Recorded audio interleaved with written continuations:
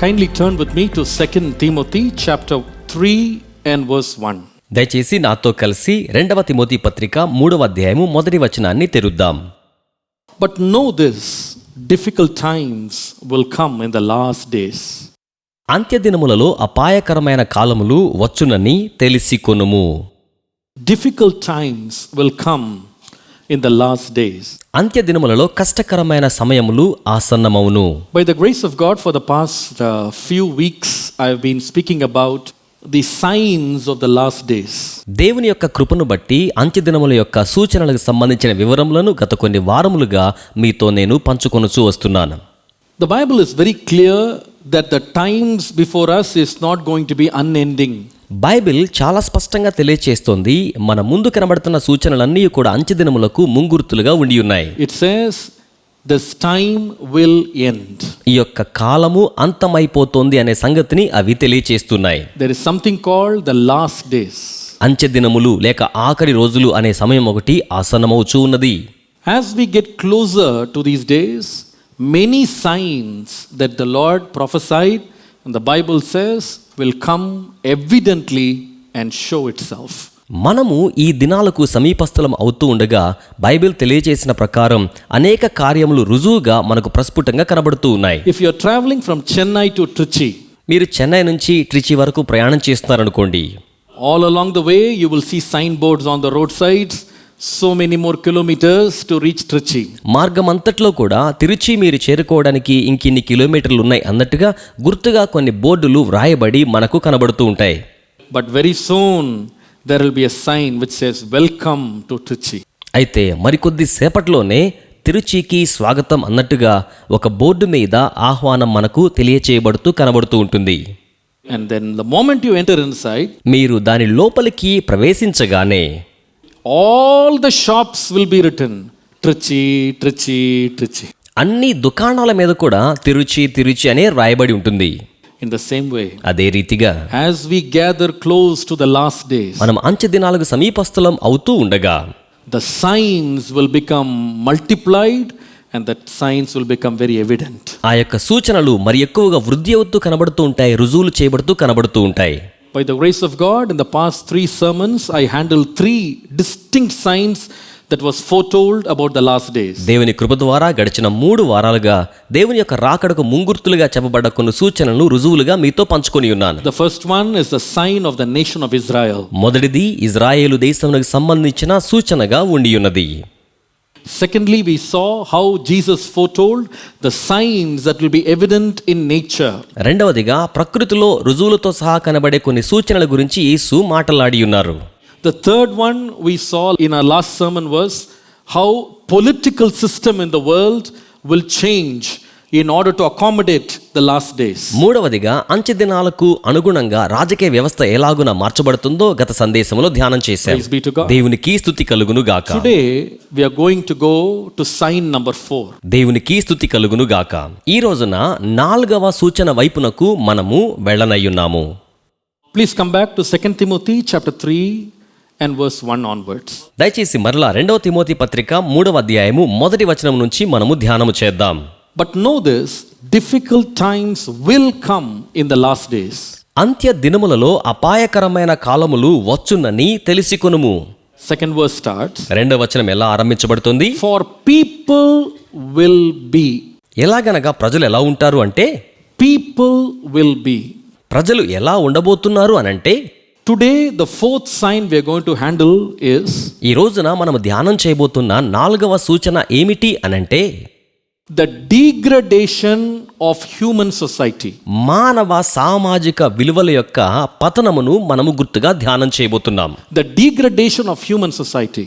మానవాళి సామాజిక పతనమును మనము ధ్యానము చేయనయ్యున్నాం. Paul begins to talk about 17 distinct signs that will be evident in human society in the last days.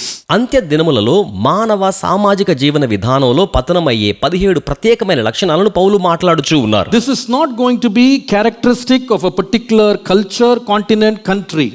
ఇవి ఒక వ్యక్తి యొక్క, ఒక ఖండము యొక్క, ఒక నాగరికతకు సంబంధించిన ప్రజల లక్షణాలుగా అవి ఉండబోవడం లేదు. It will affect all sections of society in every culture. ఇవి ప్రతి సాంప్రదాయంలో ఉన్న ప్రతి మానవ విభాగానికి కూడా వర్తిస్తాయి. And in order for us to understand this sign that will be very evident in the last days in the society of human beings, I am going to categorize these 19 signs into 3 headings. ఈ యొక్క 13 లక్షణాలు మానవ సామాజిక జీవనాన్ని ప్రభావితం చేసే విధానాన్ని ప్రస్ఫుటంగా అర్థం చేసుకోవడానికి 3 విభాగాలుగా నేను వర్గీకరణ చేయించు ఉన్నాను. So we can understand this, learn about this, and also see if the prophecies of the Bible are coming true. కనుక వీటిని మనం ఈ రీతిగా అర్థం చేసుకున్నట్లయితే ఈ ప్రవచన వాక్కులు బైబిల్ నుంచి ఎలాగో నెరవేర్చబడుతున్నాయో మనం అర్థం చేసుకోవచ్చును. Number 1. మొదటిది, The first category I want to talk about is you will see in the last days in human society the lack of affection. మొదటి సూచనగా మానవ సమాజంలో ప్రేమ లేక అనురాగముల యొక్క కొరతను మనము గమనించగలుగుతాము. There are 5 things Apostle Paul mentions regarding love in this passage. ఈ యొక్క లేఖన భాగములో ప్రేమను గురించి పౌలు గారు 5 సంగతులను తెలియచేస్తూ ఉన్నారు. From verse 1 to 3, please notice, I'm going to give you the 5 words. Number 1, మొదటిది, people will become lovers of self. ప్రజలు స్వార్థపరులు అవుతారు, Tarpiriyarayum. స్వార్థప్రియులు అవుతారు. Number 2, రెండవది, they will be unloving without natural affections. స్వాభావికమైన ప్రేమను కలిగి ఉండని వారు Number అవుతారు. 3, మూడవది, lovers of pleasure than the lovers of God. దేవుని కంటే భోగేచ్ఛలు ప్రేమించేవారు అవుతారు. Number 4, నాలుగవది, they will be lovers of money. ధనాన్ని ప్రేమించేవారు అవుతారు. Number 5, ఐదవది, they will be without love for what is good. వారు మంచి దానిని ప్రేమించేవారిగా ఉండబోరు. So these 5 ways, there will be a huge attack on the human society where there will be a huge damage done in the fabric of human society in respect to love. ప్రేమకు సంబంధించిన మానవ సామాజిక జీవన విధానములో ఈ విధమైన భయంకరమైన దాడి నష్టము జరగనయ్యున్నది. Listen to me. గమనించండి, Love is the foundation that binds all societies. ప్రేమ సకల సమాజములను బంధించి ఉంచే ప్రత్యేకమైన మాధ్యమం. Love is not only the connecting factor, it is the characteristic of human beings created in the image of God. ప్రేమ అనేది ఇరువురిని ఏకం చేసే ప్రక్రియ మాత్రమే కాదు గాని మానవాళిని సృజించిన దేవుడు మానవాళికి అనుగ్రహించిన ఒక శ్రేష్ఠ లక్షణమయ్యున్నది. The Bible says man is created in the image of God. Bible తెలియజేస్తుంది మనుషుడు దేవుని స్వరూపంలో నిర్మించబడి The ఉన్నాడు. Bible says God is love. Bible చెప్తుంది దేవుడు ప్రేమయ్య ఉన్నాడు. But in the last days, అయితే అంత్య దినములలో this nature of love will have a very big destructive environment. ప్రేమ అనబడే ఈ యొక్క స్వభావము అత్యంత వినాశనకరమైన వాతావరణంలోకి నెట్టివేయబడుతోంది. How will that happen? ఇది ఎలా జరుగుతోంది? The society will start to redefine our classical understanding of what love is. సమాజము ప్రేమ అనే పదానికి నిర్వచనాన్ని పునర్నిర్వచిస్తోంది లేక కళా విధానముతో నిర్వచనాన్ని తెలియచేస్తోంది. I will put it in 2 words. 2 మాటల్లో నేను చెప్పగలుగుతాను. First, మొదటిగా, love will be defined as self-love. ప్రేమ అనేది స్వార్థపరమైన ప్రేమగా నిర్వచించబడుతోంది. Selfish love. స్వార్థ పరత్వముతో కూడిన ప్రేమ అయి ఉంటున్నది. People will start to love themselves. ప్రజలు తమ్మును తాము ప్రేమించుకునేవారుగా ఉండనయ్యున్నారు. Now, what is real love? ఇప్పుడు నిజమైన ప్రేమ ఏమిటి? John 15:13 says, యోహాను సువార్త 15:13 ఏమని చెప్తోంది అంటే, no one has greater love than this, than someone would lay down his life for his friends. యోహాను సువార్త 15:13 ఏమని చెప్తోంది అంటే, తన స్నేహితుల కొరకు తన ప్రాణము పెట్టువానికంటే ఎక్కువైన ప్రేమ గలవాడెవ్వడునూ లేడు. So what is the original explanation of love? కనుక ప్రేమకు సంబంధించిన యథార్థమైన వివరణ ఏమిటి అనంటే, Love means sharing, giving, sacrificing. ప్రేమ అంటే పంచుకోవడం, ఇవ్వడం, అలాగుననే త్యాగము చేయడం. But in the last days, కానీ అంత్య దినములలో love will not mean giving, sharing, sacrificing. ప్రేమ అంటే ఇవ్వడం, పంచుకోవడం, త్యాగం చేయడం కాదు. It will be more of consuming, self-consuming, self-obsessed. It will be all about themselves. అది ఎలా ఉంటుందంటే అంతయు కూడా తమకు కావాలి, తమే దాన్ని కలిగి ఉండాలనే స్వార్థ పరత్వముతో కూడి ఉంటుంది. Because of this, ఇందును బట్టి in the last days, people will become alienated from all close connections. అంచె దినములలో ఉన్న ప్రజలు అనేకమైన సన్నిహిత బాంధవ్యాల నుంచి ఒంటరిగా వెలివేయబడివంటి భావనను కలిగి ఉంటారు. They will consider any unity as problematic and burdensome.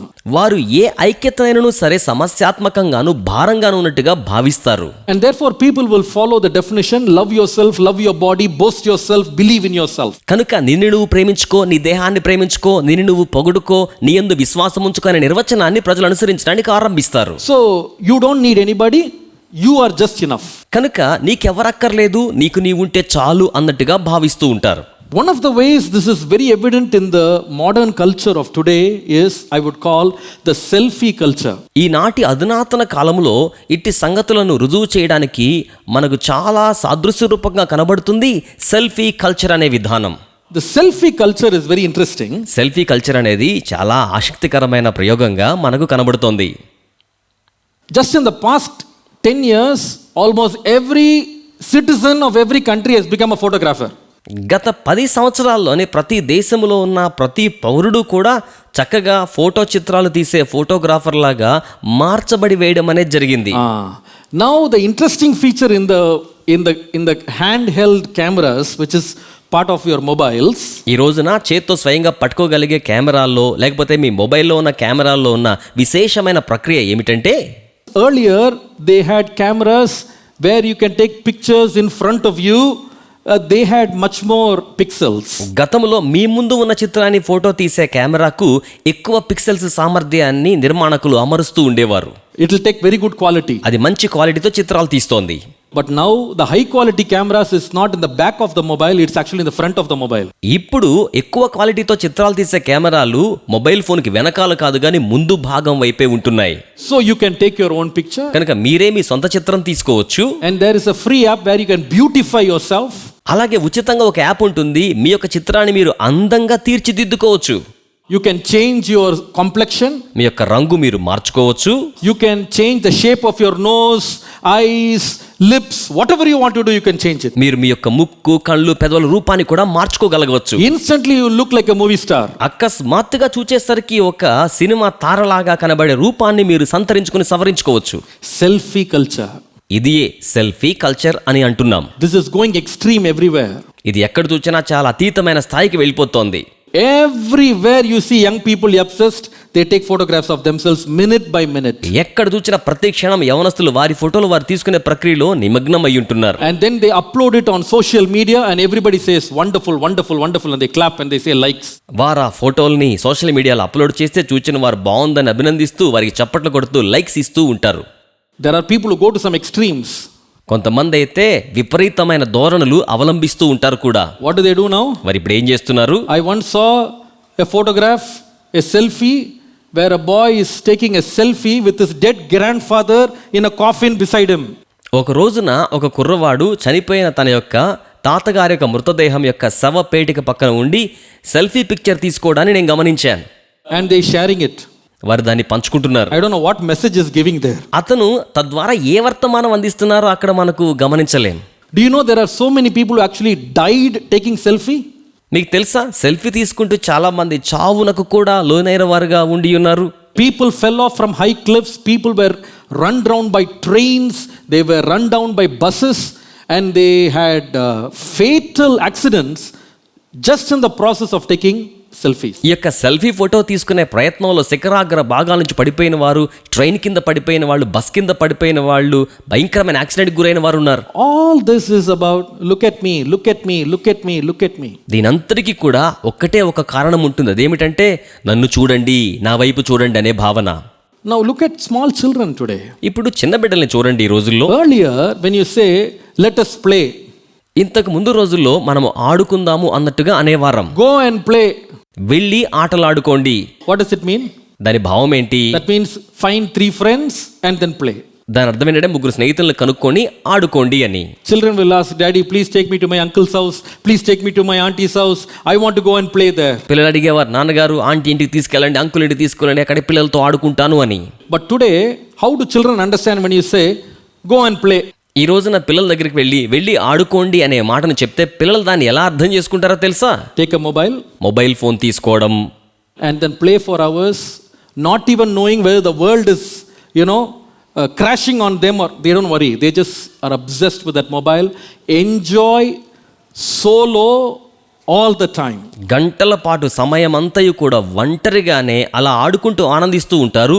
ఒకవేళ లోకమే కూలిపోయేంత సమస్య వచ్చినా దాన్ని పట్టించుకునే స్థితిలో వారు అలాగా ఒంటరిగా ఉండిపోతున్నారు. If there are 3 children, 2 children in your house, ఇంట్లో ముగ్గురు 2 బిడ్డలు గనక ఇంట్లో ఉన్నట్లయితే they will still not play together. Each one will be having a separate mobile phone, something in their hand they can play alone inside one single room. వారు ఇంటిలో ఒకే గదిలో ఉంటున్నప్పటికీ ఒకరితో ఒకరు ఆడుకోరు గాని ఏ ఒక్కరో ఏ చేతిలోనో కలిగి ఉండి ఆ ఒంటరితనంతోనే ఆడుకుంటూ ఉంటారు. There is no more sharing. ఇక పంచుకోవడం అనే భావమే లేదు. I like it, I play it, I watch it, I want it, I will have it. నాకిష్టం, నేను ఆడుకుంటాను, నేను దానిని ఇష్టపడుతున్నాను, నాకు అది కావాలి, ఇదే భావన ఉంటోంది. Lovers of self. స్వార్థాన్ని ప్రేమించేవారుగా ఉంటున్నారు. These are the days you see people not worried about others, but worried about their own welfare, own enjoyment, own happiness. ఈ రోజుల్లో ఇతరుల గురించి విచారించడం కాకుండా వారి సొంత సంక్షేమం గురించి, ఆనందం గురించి, వారు ఆనందింపజేయబడే విధానాల గురించి ఆలోచించేవారుగా ఉంటున్నారు. Therefore, these days, children don't appreciate the beauty of nature no longer. That's finished. కనుకనే ఈ దినాల్లో ఉన్న పిల్లలు ప్రకృతి యొక్క సౌందర్యాన్ని అభినందించే స్థితిలో లేరు. ఆ రోజులు ముగిసిపోయాయి. You tell them, let's go to Ooty and let's enjoy nature. మీరు వారితో చెప్పండి, ఊటీ వెళ్దాము, అక్కడ ఉన్న ప్రకృతి అందాలను ఆనందిద్దామని చెప్పినప్పుడు, see the clouds, see the trees, ఇదిగో ఆ మేఘాలను చూడండి, ఆ యొక్క వృక్షాలను చూడండి అని చెప్పినప్పుడు they are not interested. వారికి ఏమాత్రం కూడా ఆసక్తి ఉండడం లేదు. They switch on the AC. వారు ఏసీని ఆన్ చేసుకుంటారు. I will see Switzerland from here. నేను ఇక్కడ నుంచే స్విట్జర్లాండ్ చూడగలను అనుకుంటారు. Have you found children enjoying nature these days? No. ఈ రోజుల్లో పిల్లలు ప్రకృతి యొక్క అందాలను, అనుభూతిని, తనివి తీరా ఆనందించడాన్ని మీరు ఎక్కడైనా ఎప్పుడైనా గమనించగలుగుతూ ఉన్నారా? అలా లేనే లేదండి ఈ రోజుల్లో మనం గమనిస్తే. They love seeing themselves, beautifying themselves, adorning themselves. That's the track. వారు తమను తాము చూచుకోవడం, తమను తాము ఆనందింప చేసుకోవడం, అందంగా రూపుదిద్దుకోవటం, అటువంటి పంథాలో వారు కొనసాగుతూ ఉండాలని మనం చూస్తున్నాం. Do you know that the world is spending so much money on cosmetics in the recent past that it is almost competing with the amount of money spent for food? ఇటీవల కాలంలో మనం గమనించినట్లయితే భోజనం కొరకై ఎంత ధనాన్ని వెచ్చిస్తున్నారో దానితో పోటీ పడి సౌందర్య సాధనాల ద్వారా సౌందర్యాన్ని పెంపొందించుకునే విధానంలో అంత ఎక్కువగా ఖర్చు చేస్తున్నట్లు అంచనా. Do you see the recent hairstyles that are coming? ఇటీవల కాలంలో వస్తున్న వెంట్రుకల విధానాన్ని మనము గమనించినట్లయితే, if they don't introduce themselves to you, you cannot identify them who they are. వారిని వారు మేము పలానాను పరిచయం చేసుకోకపోతే వారిని ఏమాత్రము మనం గుర్తుపట్టలేని విధంగా ఉంటున్నారు. Some people look like parrots, multicolored parrots. కొంతమంది అయితే రంగురంగుల చిలకల్లాగా కనబడుతూ ఉంటారు. Some people look like foxes. కొంతమంది చూస్తేనేమో నక్కల ఆకారంలో కనబడుతూ ఉంటారు. Every month new fashion. ప్రతి నెల కూడా క్రొత్త ఫ్యాషన్ ని అవలంబిస్తూ ఉంటారు. Those were the days when people used to, punch their ears or their nose or have rings in the ears or noses. ఆ రోజుల్లో ప్రజలైతే ముక్కుకైతే చెవులకైతే రంధ్రాలు పెట్టుకుని తగిలించుకునేవారు. Now they are having, insertions in their tongue. ఈ రోజులోనైతే నాలుకలో కూడా సూదులు గుచ్చించుకునే ఆభరణాలు పెట్టించుకుంటూ ఉన్నారు. In their lips. పెదవులలో కూడా about 5-6, punctures on their ears. వారి చెవుల మీద 5-6 రంధ్రాలు పెట్టుకుని ఆభరణాలు తగిలించుకునే స్థితి ఉంటుంది. Eyelids. చివరికి కను రెప్పల మీద కూడా అలాగున ఆభరణాలు ధరించే పరిస్థితులు ఉంటూ ఉన్నాయి. I don't know how they can endure such pain. వారంత బాధను ఎలాగున సహిస్తున్నారో నాకైతే అర్థం కావట్లేదండి. But they say they look very nice, modern, fashionable, and they're willing to endure any pain just to show themselves as attractive. వారిని వారు ఆకర్షణీయంగా చూపెట్టుకోవడం కోసం ఎంత బాధనైనా భరిస్తూ ఉన్నారు, అందంగా చూపెట్టుకునే ప్రయత్నం చేస్తున్నారు. Do you know there is a culture that is picking up which is called tattoo? మీకు తెలుసా, టాటూ అనే పచ్చబొట్లు వేయించుకునే ఒక నాగరికత సాంప్రదాయం వచ్చేస్తోంది. When we go to youth meetings elsewhere, యవనస్తుల సభలకు ఎక్కడికైనా వెళ్ళి ఉన్నప్పుడు the question comes from Christian young people. Is it wrong to have tattoos? క్రైస్తవ యవన బిడ్డలే ప్రశ్నలు సంధిస్తూ ఉన్నారు. టాటూలు, పచ్చబొట్లు వేయించుకోవడం తప్పా? Who is going to see your tattoo? It is in your hand, it's in your chest or something. మీ యొక్క చేతిలోనో మీ యొక్క ఛాతి మీదనో ఉంటుంది కదా, దానిని ఎవరు చూడబోతూ ఉన్నారు? Nobody's going to see that. ఎవరు దాన్ని చూడబోవడం లేదు. Some people have put tattoos on their shoulders, on their backs. కొంతమంది అయితే వారి యొక్క భుజాల మీద వారి వీపు మీద కూడా వేసుకుంటూ ఉన్నారు. Nobody's going to see that.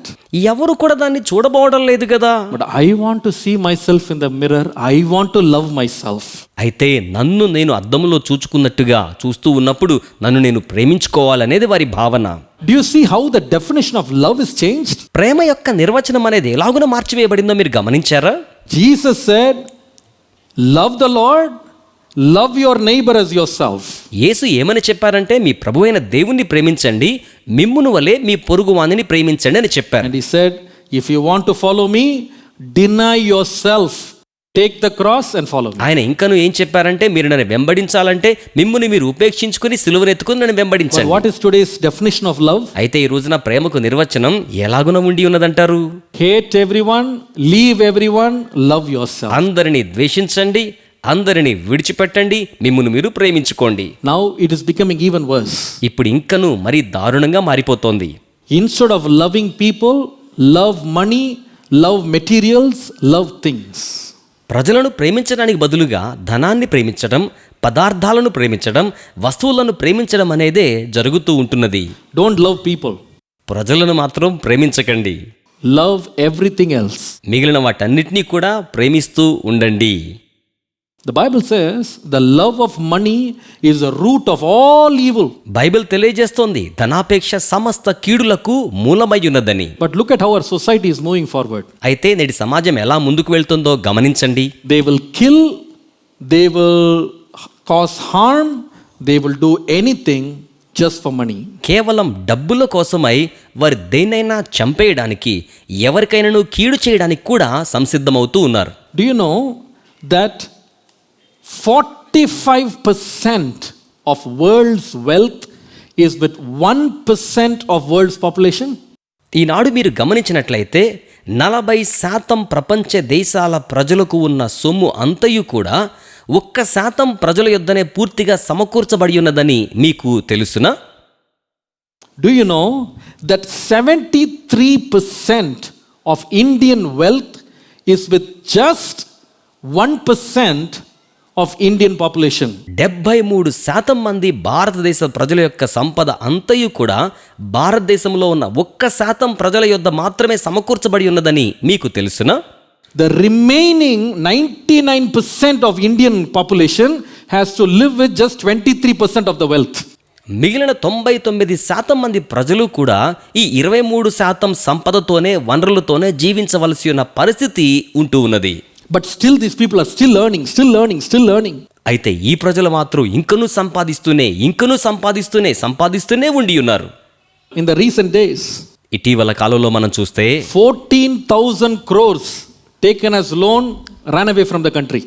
14,000 కోట్ల రూపాయలు లోనుగా తీసుకొని దేశాన్ని విడిచి పారిపోయిన సంగతులు ఉన్నాయి. 9,000 crores, 12,000 crores, one single person gets it and runs away.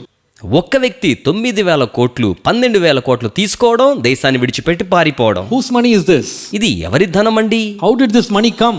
ఈ ధనం ఎలా వచ్చింది? Many people's hard-earned savings. అనేక మంది కష్టపడి సముపార్జించిన ధనం అది. Their savings వారేమో దాచుకుంటూ ఉంటే satisfied the greed of one person. ఒక్క వ్యక్తి యొక్క పేరాసను ధనాసను సంతృప్తిపరచడానికి అది వినియోగించబడింది. Why? ఎందుకని? Loving myself.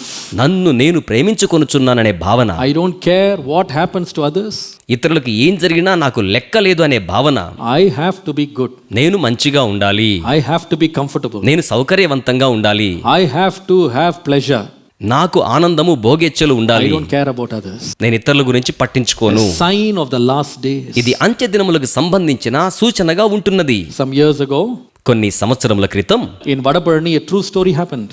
వడపల్లిలో యథార్థ సంఘటన. There were two old women who had retired. They were sisters. They lived together in a house.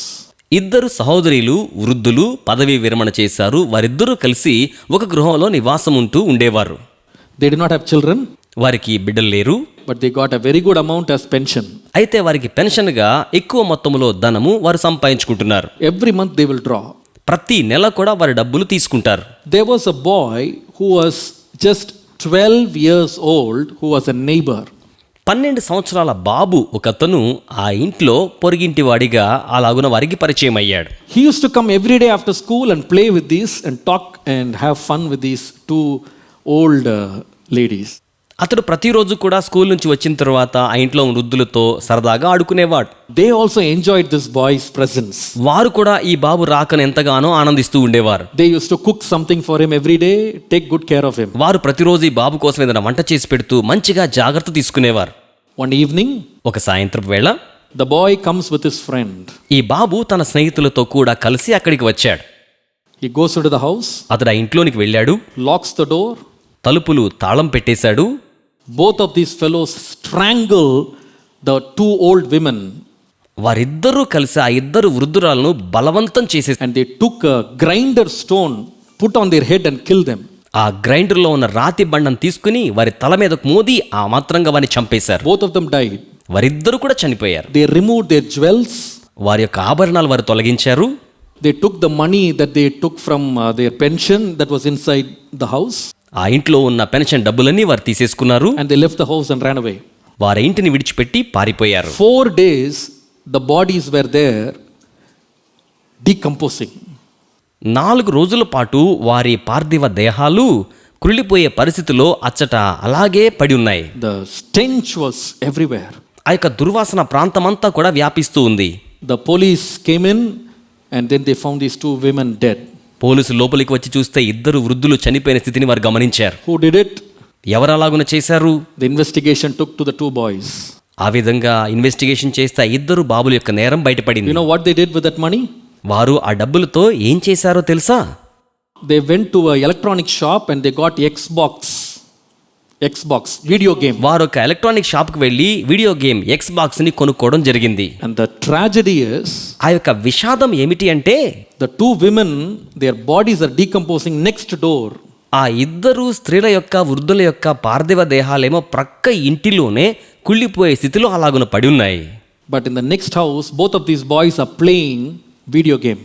ప్రక్కనే ఉన్న ఈ ఇంటిలో మాత్రం ఈ ఇద్దరు బాబులు కూడా వీడియో గేమ్ ఆడుకుంటూ అలాగున కాలక్షేపం చేస్తూ ఉన్నారు. Loving themselves. వారిని వారు ప్రేమించుకోవడం, స్వార్థపూరితమైన ప్రేమను కలిగి ఉండడం.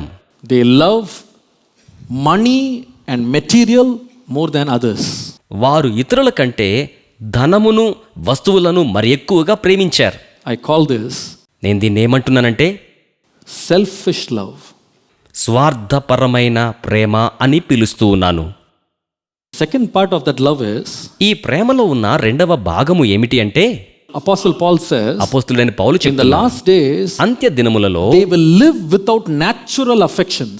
వారు స్వభావ సిద్ధమైన ప్రేమాభిమానాలు లేకుండా I జీవించేస్తారు. call this strange love. నేను దీనిని వింతైన ప్రేమ అన్నట్టుగా పిలుస్తున్నాను. This is not a love they were born with. This is not characteristic of human beings. ఇది స్వతహాగా జన్మతః వచ్చిన లక్షణమైతే కాదు, మానవాళి జాతికి సంబంధించిన లక్షణము అసలే కాదు ఇది. That is what will be there in the last days. అంత్య దినములలో ఇటువంటి విధానము ఉంటోంది. Now, the time a child is born, ఇప్పుడు ఒక శిశువు జన్మించిన సమయానికి nobody teaches the child, but the child sees the mother and instantly has an affection for the mother. ఏ ఒక్కరూ కూడా బిడ్డకు నేర్పరు గాని ఆ బిడ్డకు తల్లిని చూడగానే తల్లి పట్ల ఒక ప్రేమ భావం బిడ్డకు కలుగుతోంది. And it gets connected with the mother. ఆ యొక్క తల్లితో అలాగనే బిడ్డ అనుసంధానం చేయబడతారు. 1 hour it cannot stay away from the mother. ఒక్క గంట పాటు కూడా తల్లిని విడిచిపెట్టి ఉండలేరు. And the mother loves the child like her own. తల్లి ఆ యొక్క బిడ్డను తన సొంతంగా భావిస్తూ ప్రేమిస్తూ ఉంటారు. We call this mother's love, child's love, దీనినే తల్లి యొక్క ప్రేమ, బిడ్డ యొక్క ప్రేమ అని పేర్లతో మనం పిలుస్తూ ఉంటాం. father's love. తండ్రి యొక్క ప్రేమ అని పిలుస్తూ ఉంటాం. This is what we call as natural affection. ఇది ప్రకృతిలో ఉన్న స్వభావ సిద్ధమైన ప్రేమ. But the Bible says in the last days, people will lose natural affection. కానీ బైబిల్ చెప్తున్న అంత్య దినాల్లో ప్రజలు స్వభావ సిద్ధమైన ప్రేమ లక్షణాన్ని కోల్పోతారు. Is it happening? ఇది జరుగుతోందంటారా? Last year గత సంవత్సరం in Chennai, there was a 33-year-old girl. Chennai నగరంలో 33 సంవత్సరాల వయసున్న ఒక యవనస్తురాలు. She has 2 children. ఆమెకు 2 బిడ్డలు కూడా ఉండి ఉన్నారు. But she has an illicit affair with another person. అయితే వేరే వ్యక్తితో అక్రమమైన సంబంధాన్ని ఈవిడ కలిగి ఉన్నారు. And in order to run away with that man, ఆ వ్యక్తితో కూడా పారిపోయే ప్రయత్నం చేస్తున్న ఈవిడే she poisons her 2 children in their milk. తన యొక్క 2 బిడ్డలకు కూడా పాలల్లో విషాన్ని కలిపి వారి త్రాగేలా చేశారు. As their mouth was foaming, she locked the door and traveled along with him. బిడ్డలు విషపు పాలు తాగి నోట్లో నుంచి నురుగొస్తూ చచ్చిపోయే సమస్యలో ఉండి ఉండగా తలుపులు వేసి అతనితో పారిపోయింది. And this is so shocking. ఇది చాలా నిర్ఘాంతపరిచే విషయం. In China 2 years ago, చైనాలో 2 సంవత్సరాల క్రితం there were a husband and wife, they were having a heated discussion. They were having an argument. ఒక భర్త భార్య చాలా తీవ్రమైన స్థాయిలో వాగ్వాదం చేసుకుంటున్నారు. And in the heat of the fight, ఆ యొక్క పోరాటంలో అత్యున్నతమైన స్థాయికి వచ్చేసరికి the wife got so angry. ఈ భార్యకు చాలా కోపం వచ్చేసింది. She picked up her 9-month-old child. ఆవిడ తనకున్న 9 నెలల బిడ్డను అలాగనే ఒడిసి పట్టుకుని And she goes to the main road. Main road మీదకి అలాగనే వచ్చేసి There is a lorry coming there. అక్కడ ఒక లారీ వచ్చేస్తోంది. She threw the child under the tires of the lorry. ఆవిడ ఆ యొక్క పసిబిడ్డను లారీ టైర్ల క్రిందకు అలాగునే విసిరివేసింది. And she sees the lorry smashing the child. Lorry ఆ బిడ్డను చితగద్రొక్కుతూ వెళ్ళిపోతున్న సన్నివేశాన్ని ఆమె కన్నులారా చూచింది. She goes back into the house. ఆమె తిరిగి మరలా ఇంట్లోకి There is వెళ్ళారు. a 6-year-old boy. 6 సంవత్సరాల బాబు ఇంట్లో ఉన్నాడు. She picks him up. అతను కూడా ఆమె చెరపట్టుకుంది. She comes to the road to throw him again to the lorry. ఆ బాబును కూడా రోడ్డు మీదకి తీసుకొచ్చి లారీ కింద వేయడానికి ప్రయత్నం చేస్తోంది. The public stopped her. మిగిలిన వారందరూ చూచి ఆమె అలాగున చేయకుండా ఆపు చేసి I ఉన్నారు. can tell you so many stories, you will not sleep in the night. ఇలాంటి కథలు మీకు అనేకం నేను చెప్పగలను. ఇవి వింటే రాత్రి మీకు నిద్ర పట్టని పరిస్థితి ఉంటుంది. What is this? ఏంటండి ఇవన్నీ? They lose their natural affection. వారు స్వభావ సిద్ధమైన ప్రేమానురాగాలను కోల్పోయి ఉన్నారు. Many years ago, in my school ministry, I taught a song to the children. చాలా సంవత్సరాల క్రితం నా స్కూల్ పరిచర్యలో పిల్లలకు నేను ఒక పాటను నేర్పించి ఉన్నాను. The song says, "The Lord is the light of my salvation." ఆ పాట ఏమిటంటే దేవుడు నా రక్షణకు వెలుగై ఉన్నాడు అనేది భావం. And then in the stanza, there's a line in Tamil song which says, "தாயும் தந்தையும் என்னை தள்ளி விட்டாலும் தந்தை இயேசு என்னை சேர்த்துக் ఆ கொள்ளுவார்." పాట యొక్క వచనాల్లో ఉండే మాట తల్లి తండ్రి నుండి విడిచిన యేసు నన్ను విడువడు. When I sang that song, నేను ఆ పాట పాడినప్పుడు children all sang. బిడ్డలందరూ కూడా పాడారు. After the class, క్లాస్ అయిపోయిన తరువాత one non-Christian boy comes to me. ఒక క్రైస్తవేతర బాబు నా ఎద్దకు వచ్చి అడుగుతూ ఉన్నాడు. And he got very angry with me and he was arguing with me. నా మీద చాలా కోపంతో వచ్చి వాగ్వాదం చేస్తూ మాట్లాడుతున్నాడు. What song are you teaching, sir?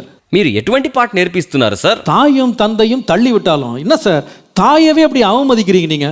You are trying to discredit the love of the mother. తల్లి తండ్రి నన్ను విడిచినా అని చెప్తున్నారే, తల్లి ప్రేమను మీరు అగౌరవపరుస్తున్నారు అంటున్నాడు. Why are you people writing songs like this? ప్రజలు మీరు ఇలాంటి పాటలు ఎందుకు రాస్తున్నారండి I అంటున్నాడు. said, I'm not saying the mother will lose the love. I'm saying even if she loses, the Lord will take you up. తల్లి ప్రేమను కోల్పోతుంది అని నేను చెప్పట్లేదయ్యా. ఒకవేళ ఆవిడ ప్రేమను కోల్పోయినను సరే తండ్రి అయిన దేవుడు నిన్ను విడిచిపెట్టడని చెప్తున్నాను. But today, కానీ ఈ రోజున if you see the stories, మీరు కథలను గమనించినట్లయితే natural affection is no longer there. స్వభావ సిద్ధమైన ప్రేమకి ఏమాత్రము కూడా అచ్చట లేనే లేదండి. Mother's love is disappearing. తల్లి యొక్క ప్రేమ అనేది కనుమరుగు అయిపోతూ ఉన్నది.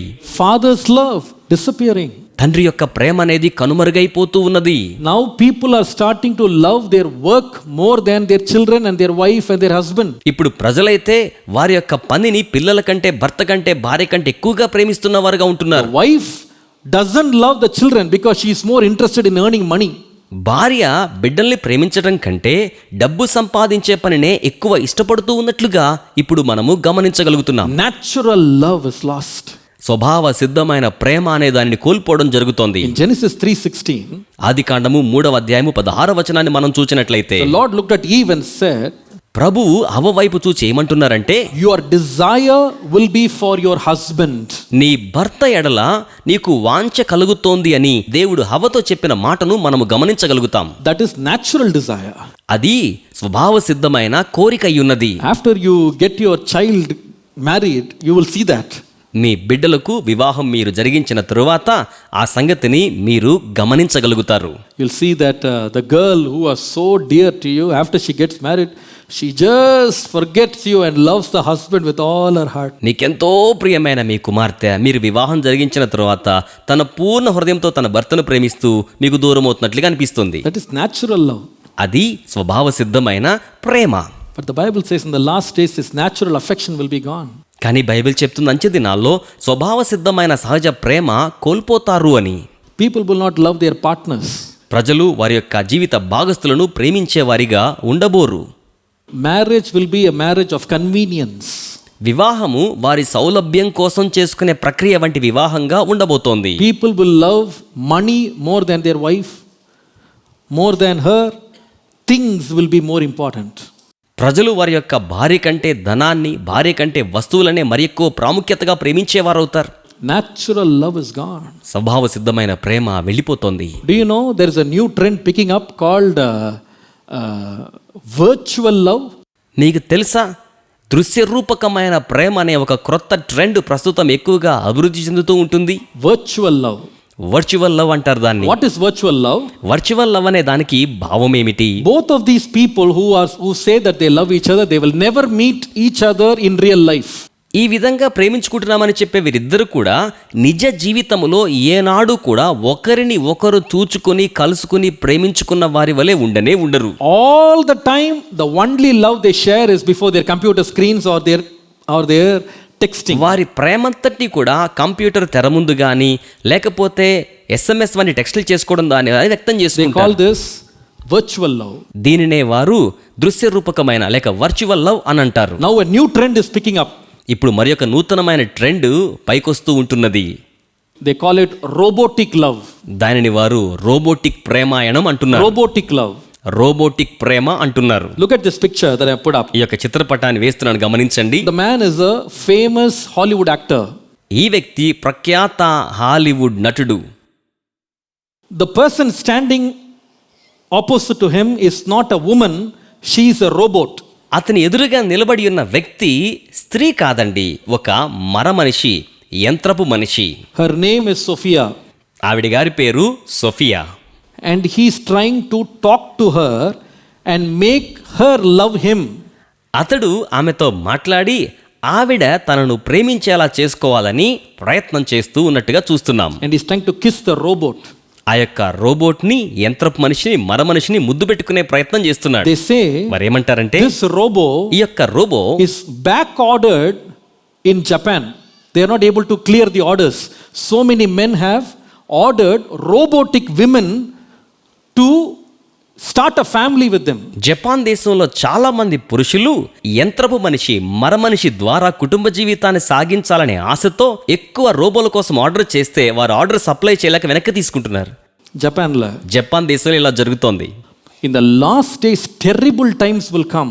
అంచె దినములలో అపాయకరమైన కాలములు వచ్చులని Bible తెలియచేస్తోంది. People will love themselves ప్రజలు తమను తాము ప్రేమించుకునే వారవుతారు. and they will have very unnatural love. వారు ప్రకృతికి విరుద్ధమైన ప్రేమ భావాలను కలిగి Do ఉంటారు. you know in our country another love is spreading?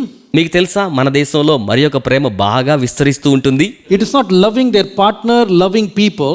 ఇది ప్రజలను లేక వారి జీవిత భాగస్థులను ప్రేమించే ప్రక్రియ కాదండి. They have turned their love to pets, pet love. వారు వారి యొక్క ప్రేమను పెంపుడు జంతువుల మీదకు మరల్చి ఉన్నారు. They have so much of love for their dog, their cats and lot of other things. వారు వారి యొక్క కుక్కల మీద, పిల్లుల మీద ఎంతో ఎక్కువ ప్రేమను మరల్చుకొని ఉంటున్నారు. They will not mind walking the dog for 1 hour, 2 hours, walking with the dog. వారు కుక్కతో పాటు గంట సేపు, 2 గంటల సేపు నడవడానికి ఏమాత్రం కూడా బాధపడరు. But they cannot walk with their wife for 10 minutes. మరి భార్యతో మాత్రం 10 నిమిషాలు కూడా వారు నడవలేరండి. They can spend time cuddling their pets for hours, but they never hug their children as they even love their pets. వారి పెంపుడు జంతువుల వెంట్రుకలు దురవడానికి ఎక్కువ సమయాన్ని గడుపుతారు గాని కనీసం వారి జీవిత భాగస్థులను ప్రేమతో కౌగలించుకోవడానికి సమయాన్ని వెచ్చించలేరు. Unnatural love. ప్రకృతికి విరుద్ధమైన ప్రేమలవి. I'll tell you some few true incidents. కొన్ని నిజమైన సంఘటనలు నేను ఇప్పుడు మీకు తెలియజేయగోరుతున్నాను. We all know about Michael Jackson. మనందరికీ కూడా మైకల్ జాక్సన్ అనే వ్యక్తి తెలుసును కదా. He was a pop singer. అతను పాప్ సింగర్ గా ప్రఖ్యాతి. Before he died, అతడు చనిపోక మునుపు he had a pet monkey. అతనికి కోతి ఒక పెంపుడు జంతువుగా ఉండేది. అతని పెంపుడు జంతువు, It was called Bubbles. దాని పేరు బబుల్స్ అని నామకరణం చేయబడింది. And he left $2 million as money to be paid after his death to the monkey. అతడు తన యొక్క మరణము తరువాత తన పెంపుడు జంతువైన కోతికి $2 మిలియన్ డబ్బులు చెల్లించే విధంగా ఏర్పాటు చేశాడు. $20 லட்சம் எவ்வளோன்னா $20 లక్షల అంటే ఎంత డబ్బులో మీకు తెలుసు? 14 கோடி. 14 కోట్ల రూపాయల డబ్బులవి. நம்ம யோசிக்கிறோம் நம்ம பேர் பபுள்ஸ் இருந்தா நல்லா இருக்குமేன்னு. మన పేరైనా బబుల్స్ అంటే బాగుండేదేమో కదా అన్నట్లుగా అనిపిస్తోంది. 14 crores 14 కోట్ల రూపాయలు as money left behind for a monkey. ఈ డబ్బంతయు కూడా ఒక కోతి కోసం అన్నట్టుగా విడిచిపెట్టబడింది. If this is shocking to you, ఇది మీకు నిర్గాంతపరిచే వార్త గనక అయ్యుంటే, there was a lady called Miles Blackwell. Miles Blackwell అని ఒక స్త్రీ ఉన్నారండి. She was a writer, very big millionaire. ఈవిడ రచయిత్రి, చాలా కోటీశ్వరరాలు. She reared a hen by the name of Gigu. ఆవిడ గిగు అనే పేరుతో ఒక కోడి పెట్టను పెంచుకున్నారు. And she wrote $10 million as money to be given after her death to the hen. తన మరణం తర్వాత ఆ కోడి పెట్టకు ఇవ్వబడ్డానికి $10 మిలియన్ ఆమె రాసి చేశారు. That means 70 crores Indian rupees. అంటే దాని అర్థం భారతదేశ ధనములో 70 కోట్ల రూపాయలు అన్నమాట. If this is shocking to you, ఇది మీకు నిర్గాంతపరిచే వార్తగా ఉన్నట్లయితే, there is another lady by the name of Oprah Winfrey, a very famous talk show in America. అమెరికాలో ప్రఖ్యాతి చెందిన టాక్ షోకు సంబంధించిన ఒక స్త్రీ ఉన్నారు. ఆవిడ పేరు opera Winfrey. She has 5 dogs. ఆవిడకు 5 కుక్కలు ఉన్నాయి. Still she has 5 dogs. ఇంకను 5 కుక్కలు ఉన్నాయి ఆవిడకి. These 5 dogs, she has written $30 million, which is 210 Indian rupee crores for 5 dogs. ఈ 5 కుక్కల కోసం ఆవిడే $30 మిలియన్ డబ్బులు రాసేశారండి. మన భారతదేశపు డబ్బు లెక్కలైతే 210 కోట్ల రూపాయలు వాటి కోసం. In America, they have pets like snakes, rats, cockroach, spider. Spend so much of money. America దేశంలోనైతే పాములను, ఎలకలను పెంపుడు జంతువులుగా, బొద్దింకలను, సాలె పురుగులను కూడా పెంచుకుంటూ వాటి కోసం ఎంతో ధనాన్ని వెచ్చిస్తూ ఉంటున్నారు. The first attack on human society will be take away the nature of God, which is love. మానవ సమాజం మీద మొట్టమొదటి దాడి ఏమనగా దేవుని స్వభావమైన ప్రేమను వారిలో నుంచి తొలగించి వేయడమే. They become selfish lovers. వారు స్వార్థ ప్రేరితమైన ప్రేమను కలిగి ఉన్నవారుగా ఉంటూ ఉన్నారు. The second sign, రెండవ సూచన ఏమిటంటే, I want to categorize it under the title, in the last days the human society will have no accountability. నేను దీనిని ఎలాగున వర్గీకరణ చేయాలని కోరుతున్నానంటే, అంచె దినాల్లో మానవ సమాజానికి లెక్క ఒప్పగించే విధానం అనేది ఉండదు. యారుకు నా కనెక్ట్ కొడుకు వేండిదిలే. I don't have to be accountable to anybody. నేను ఎవరికి కూడా లెక్క చెప్పవలసిన అవసరం నాకు లేదు అనేది వారి భావన. Which means దాని అర్థం ఏంటంటే, I will be independent, I will be rebellious, and I will have complete freedom. నేను వ్యక్తిగతంగా స్వతంత్రంగా ఉంటాను, తిరుగుబాటు చేసే విధానంగా ఉంటాను, నేను పరిపూర్ణమైన స్వేచ్ఛా స్వాతంత్ర్యాలను కలిగి ఉంటాను. There are 2 words which has actually proved this prophecy. వాస్తవానికి ప్రవచనాన్ని 2 మాటలు నెరవేర్పులోనికి తీసుకొని వచ్చాయి. What are the 2 words in today's society? ఈరోజు సమాజంలో ఉన్న ఆ 2 పదములు ఏమిటి అనంటే, one is freedom, the other word is rights. ఒకటేమో స్వేచ్ఛ అనేది ఆ యొక్క పదం, రెండవదేమో హక్కులు అనేది ఆ యొక్క పదమై ఉన్నది. There are 7 things I want to bring under this category among the 19. ఈ యొక్క వర్గీకరణలో 19లో 7ని నేను ఈ వర్గములోకి తీసుకొస్తున్నాను. Number 1, మొదటిది, the children will be disobedient to parents.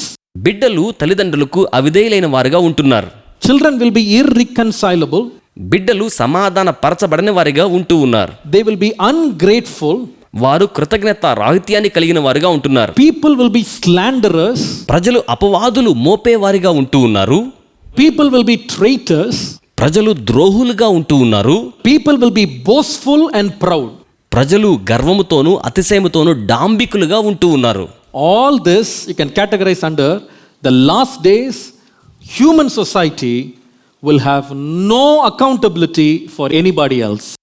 ఇవన్నీ కూడా ఈ అంచె దినాల్లో మానవ సమాజాన్ని ఎవరికిని నేను లెక్క చెప్పవలసిన అవసరం లేదు అనే వర్గానికి సంబంధించిన వర్గీకరణలోనికి వీటిని మనము తీసుకొని వస్తూ ఉన్నాం. Is it happening today? ఇది ఈ రోజున జరుగుతూ ఉన్నది అంటారా? நடக்குதா இல்லையா? జరుగుతోందంటారా? In the previous generation, ముందున్న తరములను మనం గమనించినట్లయితే people were very respectful and fearful of their parents. ప్రజలు వారి తల్లిదండ్రుల పట్ల ఎంతగానో భయాన్ని కలిగి ఉండేవారు, గౌరవ విధానాలను కలిగి ఉండేవారు. In school, they used to respect the teachers a lot. స్కూల్లో ఉపాధ్యాయులను ఎంతగానో గౌరవించేవారు. But what is happening now? అయితే ఇప్పుడైతే ఏం జరుగుతోంది? Just the opposite. దానికి వ్యతిరేకంగా జరుగుతోంది. Parents and teachers are afraid of the children. తల్లిదండ్రులు, ఉపాధ్యాయులు పిల్లల గురించి భయపడే పరిస్థితులు ఈ రోజున ఉంటూ ఉన్నాయి. The children are threatening their parents. పిల్లలే తల్లిదండ్రులకు భయం కలిగించేవారిగా ఉంటున్నారు. They don't want to obey. వారు మాట వినడానికి ఇష్టపడలేదు. Rebellious. తిరుగుబాటు చేసేవారిగా ఉంటున్నారు. I will do what I want. నాకేం కావాలో నేను దాన్నే చేస్తాను. Don't interfere in my life. నా జీవితంలో జోక్యం చేసుకోకండి. If you give them some counseling, మీరు వారికి ఏదైనా సమాలోచన అందించారనుకోండి, don't torture me, mummy. ఇదిగో అమ్మా, నన్ను ఎందుకమ్మా అలాగన హింస పెడతావు అన్నట్టుగా మాట్లాడేవారిగా, Cannot even think such words. అలాంటి మాటలు కనీసం మన ఊహలో కూడా తెచ్చుకోలేమండి. But these days it's becoming so common. అయితే ఈ రోజుల్లో ఇలాంటివి సర్వసామాన్యమైన విధానాలుగా ఉంటున్నాయి. When I went to Malaysia last week, నేను గత వారంలో మలేషియా దేశం వెళ్ళినప్పుడు after the meeting was over, ఆ సభ ముగించిన తరువాత after one session I was about to go to the room, ఒక సెషన్ తర్వాత నేను రూముకి అలాగున వెళ్ళబోతున్న సమయంలో and then one sister came. ఒక సహోదరి వచ్చారు. Pastor, I need one small help. Pastor గారు నాకు చిన్న సహాయం కావాలండి. What is it, sister? నేను అడిగాను, ఏంటమ్మా సహోదరి? In the next session, రాబోతున్న సెషన్లో please speak about children must obey their parents. దయచేసి పిల్లలు వారి తల్లిదండ్రులకు విధేయులు కావాలి అన్నటి వాక్యాన్ని బోధించండి. I don't know what to say. ఏం చెప్పాలో నాకైతే ఏమీ తెలియలేదు. I told her, నేను ఆవిడతో చెప్పాను, Amma, you are asking me, please speak about my children obeying me. అమ్మా, మీరేమో పిల్లలు తల్లిదండ్రుల మాట వినాలి అనే బోధ చేయమన్నట్టుగా నన్ను మీరు అడుగుతూ ఉన్నారు. But the children are coming and telling me, కానీ పిల్లలు వచ్చి నాతో ఏం చెప్తున్నారంటే, please talk to my parents, they have to obey us. They are not listening to us at all. తల్లిదండ్రులకు చెప్పండి సార్, వారు నా మాటలు ఏమీ కూడా వినలేదు, వారు మా మాట వినాలని మా తల్లిదండ్రులకు చెప్పండి అని చెప్తున్నారు. My daddy is not buying what I am asking him. మా నాన్నగారు నాకేం కావాలని కొనమని అడుగుతున్నాను, అది కొండలేదండి. My mother is not listening to me at all. మా తల్లిగారు అసలు నా మాట ఏ మాత్రము వినలేదండి. Please speak, pastor. Tell them. దయచేసి పాస్టర్ గారు వారితో మాట్లాడిన వారికి చెప్పండి. Tell them to respect our feelings. We also have feelings, pastor. Pastor గారు, మాకు ఫీలింగ్స్ ఉంటాయండి, వాటిని గౌరవించమని చెప్పండి. I went to a school in a slum. నేను ఒక స్లమ్ ఏరియాలో ఉన్న స్కూల్కి వెళ్ళడం జరిగింది.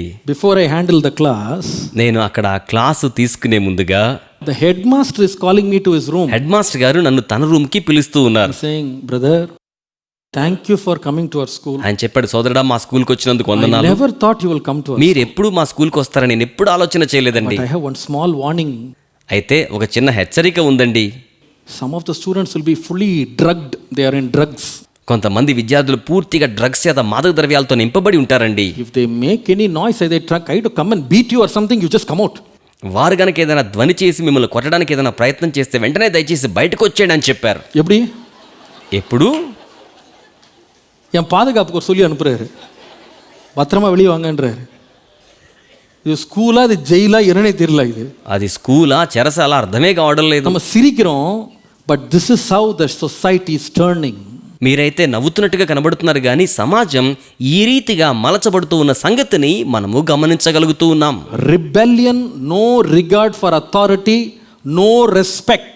తిరుగుబాటు స్వభావాన్ని కలిగుండి అధికారుల పట్ల ఏ మాత్రము కూడా గౌరవ భావాన్ని కలిగి ఉండిన తరమును ఈనాడు మనము చూస్తూ ఉన్నాం. They will never listen to their parents.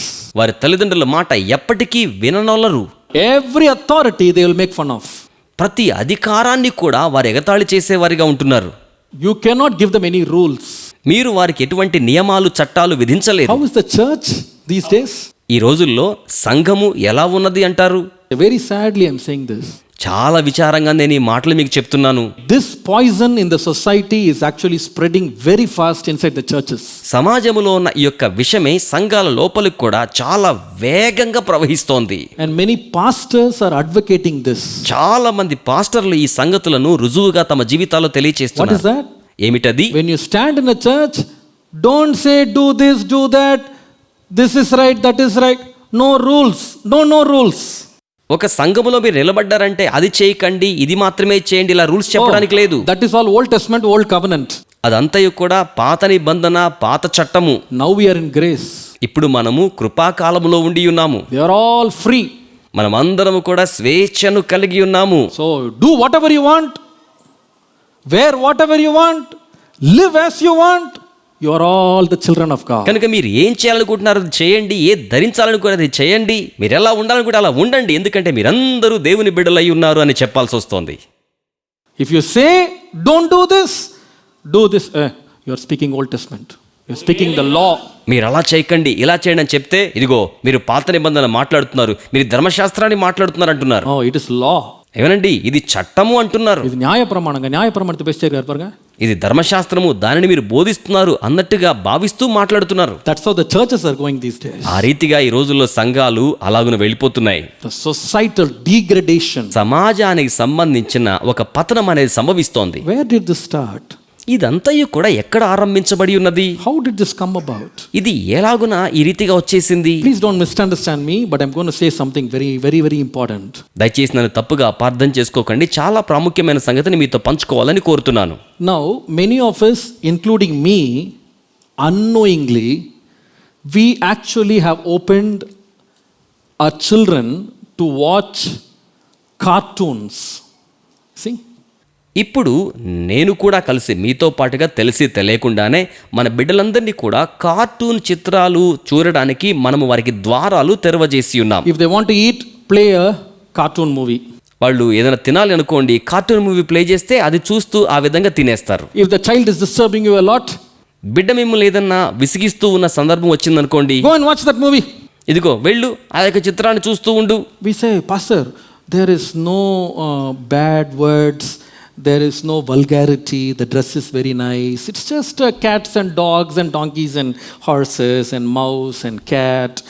Very harmless, Pastor. మనం అంటాం కదా, పాస్టర్ గారు అందులో కీడుకరమైనది ఏమీ లేదండి, వారి వస్త్రధారణ చాలా క్రమంగా ఉంటుందండి, అది కేవలం కుక్కలు, ఎలకలు, పిల్లులు, గుర్రాలు ఇటువంటి జంతువులతోనే ఉంది కదండి. The story is very decent.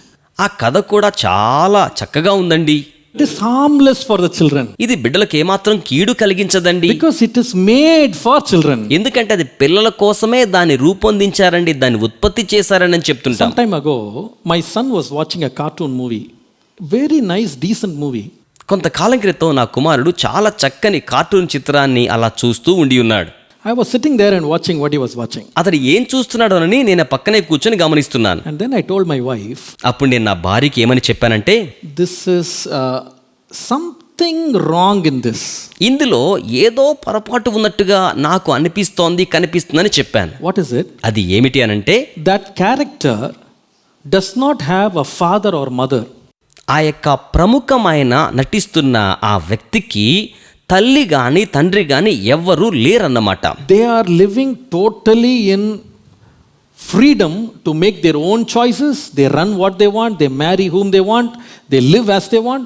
Not a single parent to come and give them counseling. వారు పరిపూర్ణమైన స్వేచ్ఛతోనూ స్వాతంత్రంను జీవిస్తున్నారు. వారు ఏం కావాలంటే అది చేయొచ్చు, ఎవరిని వివాహం చేసుకోవాలంటే వారిని వివాహం చేసుకోవచ్చు, ఎలాగున వారు జీవించాలంటే అలా జీవించవచ్చు. వారిని వారించే తల్లిదండ్రులు ఎవరు ఒక్కరు కూడా వారికి లేరు. Then I really wanted to do some research on this.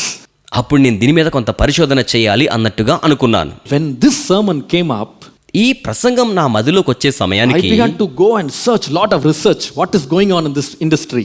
ఈ యొక్క ఇండస్ట్రీలో ఏం జరుగుతుంది అన్నట్టుగా చాలా పరిశోధన నేను జరిగించి ఉన్నాను. And then I discovered the truth. అప్పుడు నేను సత్యాన్ని కనుగొనడం జరిగింది. I will give you these truths. Please take it as a warning for you.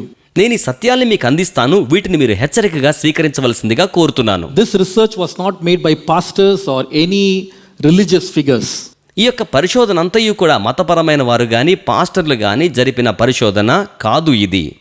These are all made by secular professionals. ఇవన్నీ కూడా వివిధ రంగాలకు సంబంధించిన వృత్తి నైపుణ్యం గల వారి చేత చేయబడ్డ పరిశోధనలు. Now, this cartoon animated movie was brought to perfection or brought to popularity by a man named Walt Disney. Walt Disney అనే పేరున్న వ్యక్తి ద్వారా ఈ కార్టూన్ చిత్రాలన్నీ కూడా బాగా ప్రాచుర్యంలోనికి వినియోగంలోనికి తీసుకురాబడి ఉన్నాయి.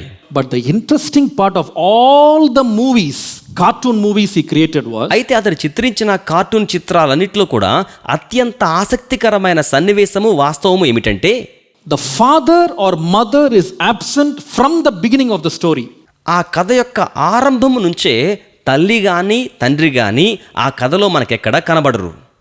Most cases in the beginning of the story, the father or mother or both of them will be killed, captured or replaced by a wicked stepmother. ఎక్కువ శాతం ఆ కథల్లో ఆరంభంలోనే తల్లి గాని తండ్రి గాని చంపబడ్డమో తొలగించబడ్డమో లేక సవతి తల్లి ద్వారా ఆ వ్యక్తులు పెంచబడ్డమో అన్నట్టుగా జరుగుతుంది. So the story will be like a dead mom, an absent dad, but a child growing with relatives. కనుక ఆ కథ ఆరంభంలో చనిపోయిన తల్లి కానీ తండ్రి లేకపోవడం కానీ ఈ బిడ్డ బంధువుల చెంత పెంచబడ్డం కానీ అన్నట్టుగా ఆరంభించబడుతుంది. One of the producers of the movies, he says, this happens because Walt Disney lost his own mother when he was very, very young. ఈ యొక్క చిత్రాలకు సంబంధించిన ఉత్పాదకుడు ఏం చెప్పారంటే, ఇలా జరగడానికి కారణం వాల్ట్ డిస్నీ చాలా చిన్న వయసులో ఉండగానే అతడు కూడా తన తల్లి గారిని కోల్పోయాడు అని తెలియచేశారు. தாய் இழந்திருந்தார். He lost his mother. తన తల్లిని అతను కోల్పోయాడు. And therefore all the stories he wrote was no mother, no father or no parents. It will be so beautifully portrayed. కనుక అతను రాసిన కథలన్నింటిలో కూడా తల్లి గాని లేకపోవడం తండ్రి లేకపోవడం అన్నట్టుగా అందమైన కథలు రాస్తూ వచ్చారు. I'll give you statistical figures. నేను ఇక్కడ గణాంక వివరాలు నేను మీకు తెలియచేయబోతూ ఉన్నాను. There is a cartoon movie, harmless movie, beautiful movie called Pinocchio. అందమైన కీడు కల్పించబడని పినాషియో అనే కార్టూన్ చిత్రపటం ఉన్నది. The cartoon is a puppet. ఈ యొక్క కార్టూను పప్పెట్ కి సంబంధించింది. But no father, no mother. అయితే తల్లి ఉండరు తండ్రి ఉండరు. The puppet is reared by a fairy.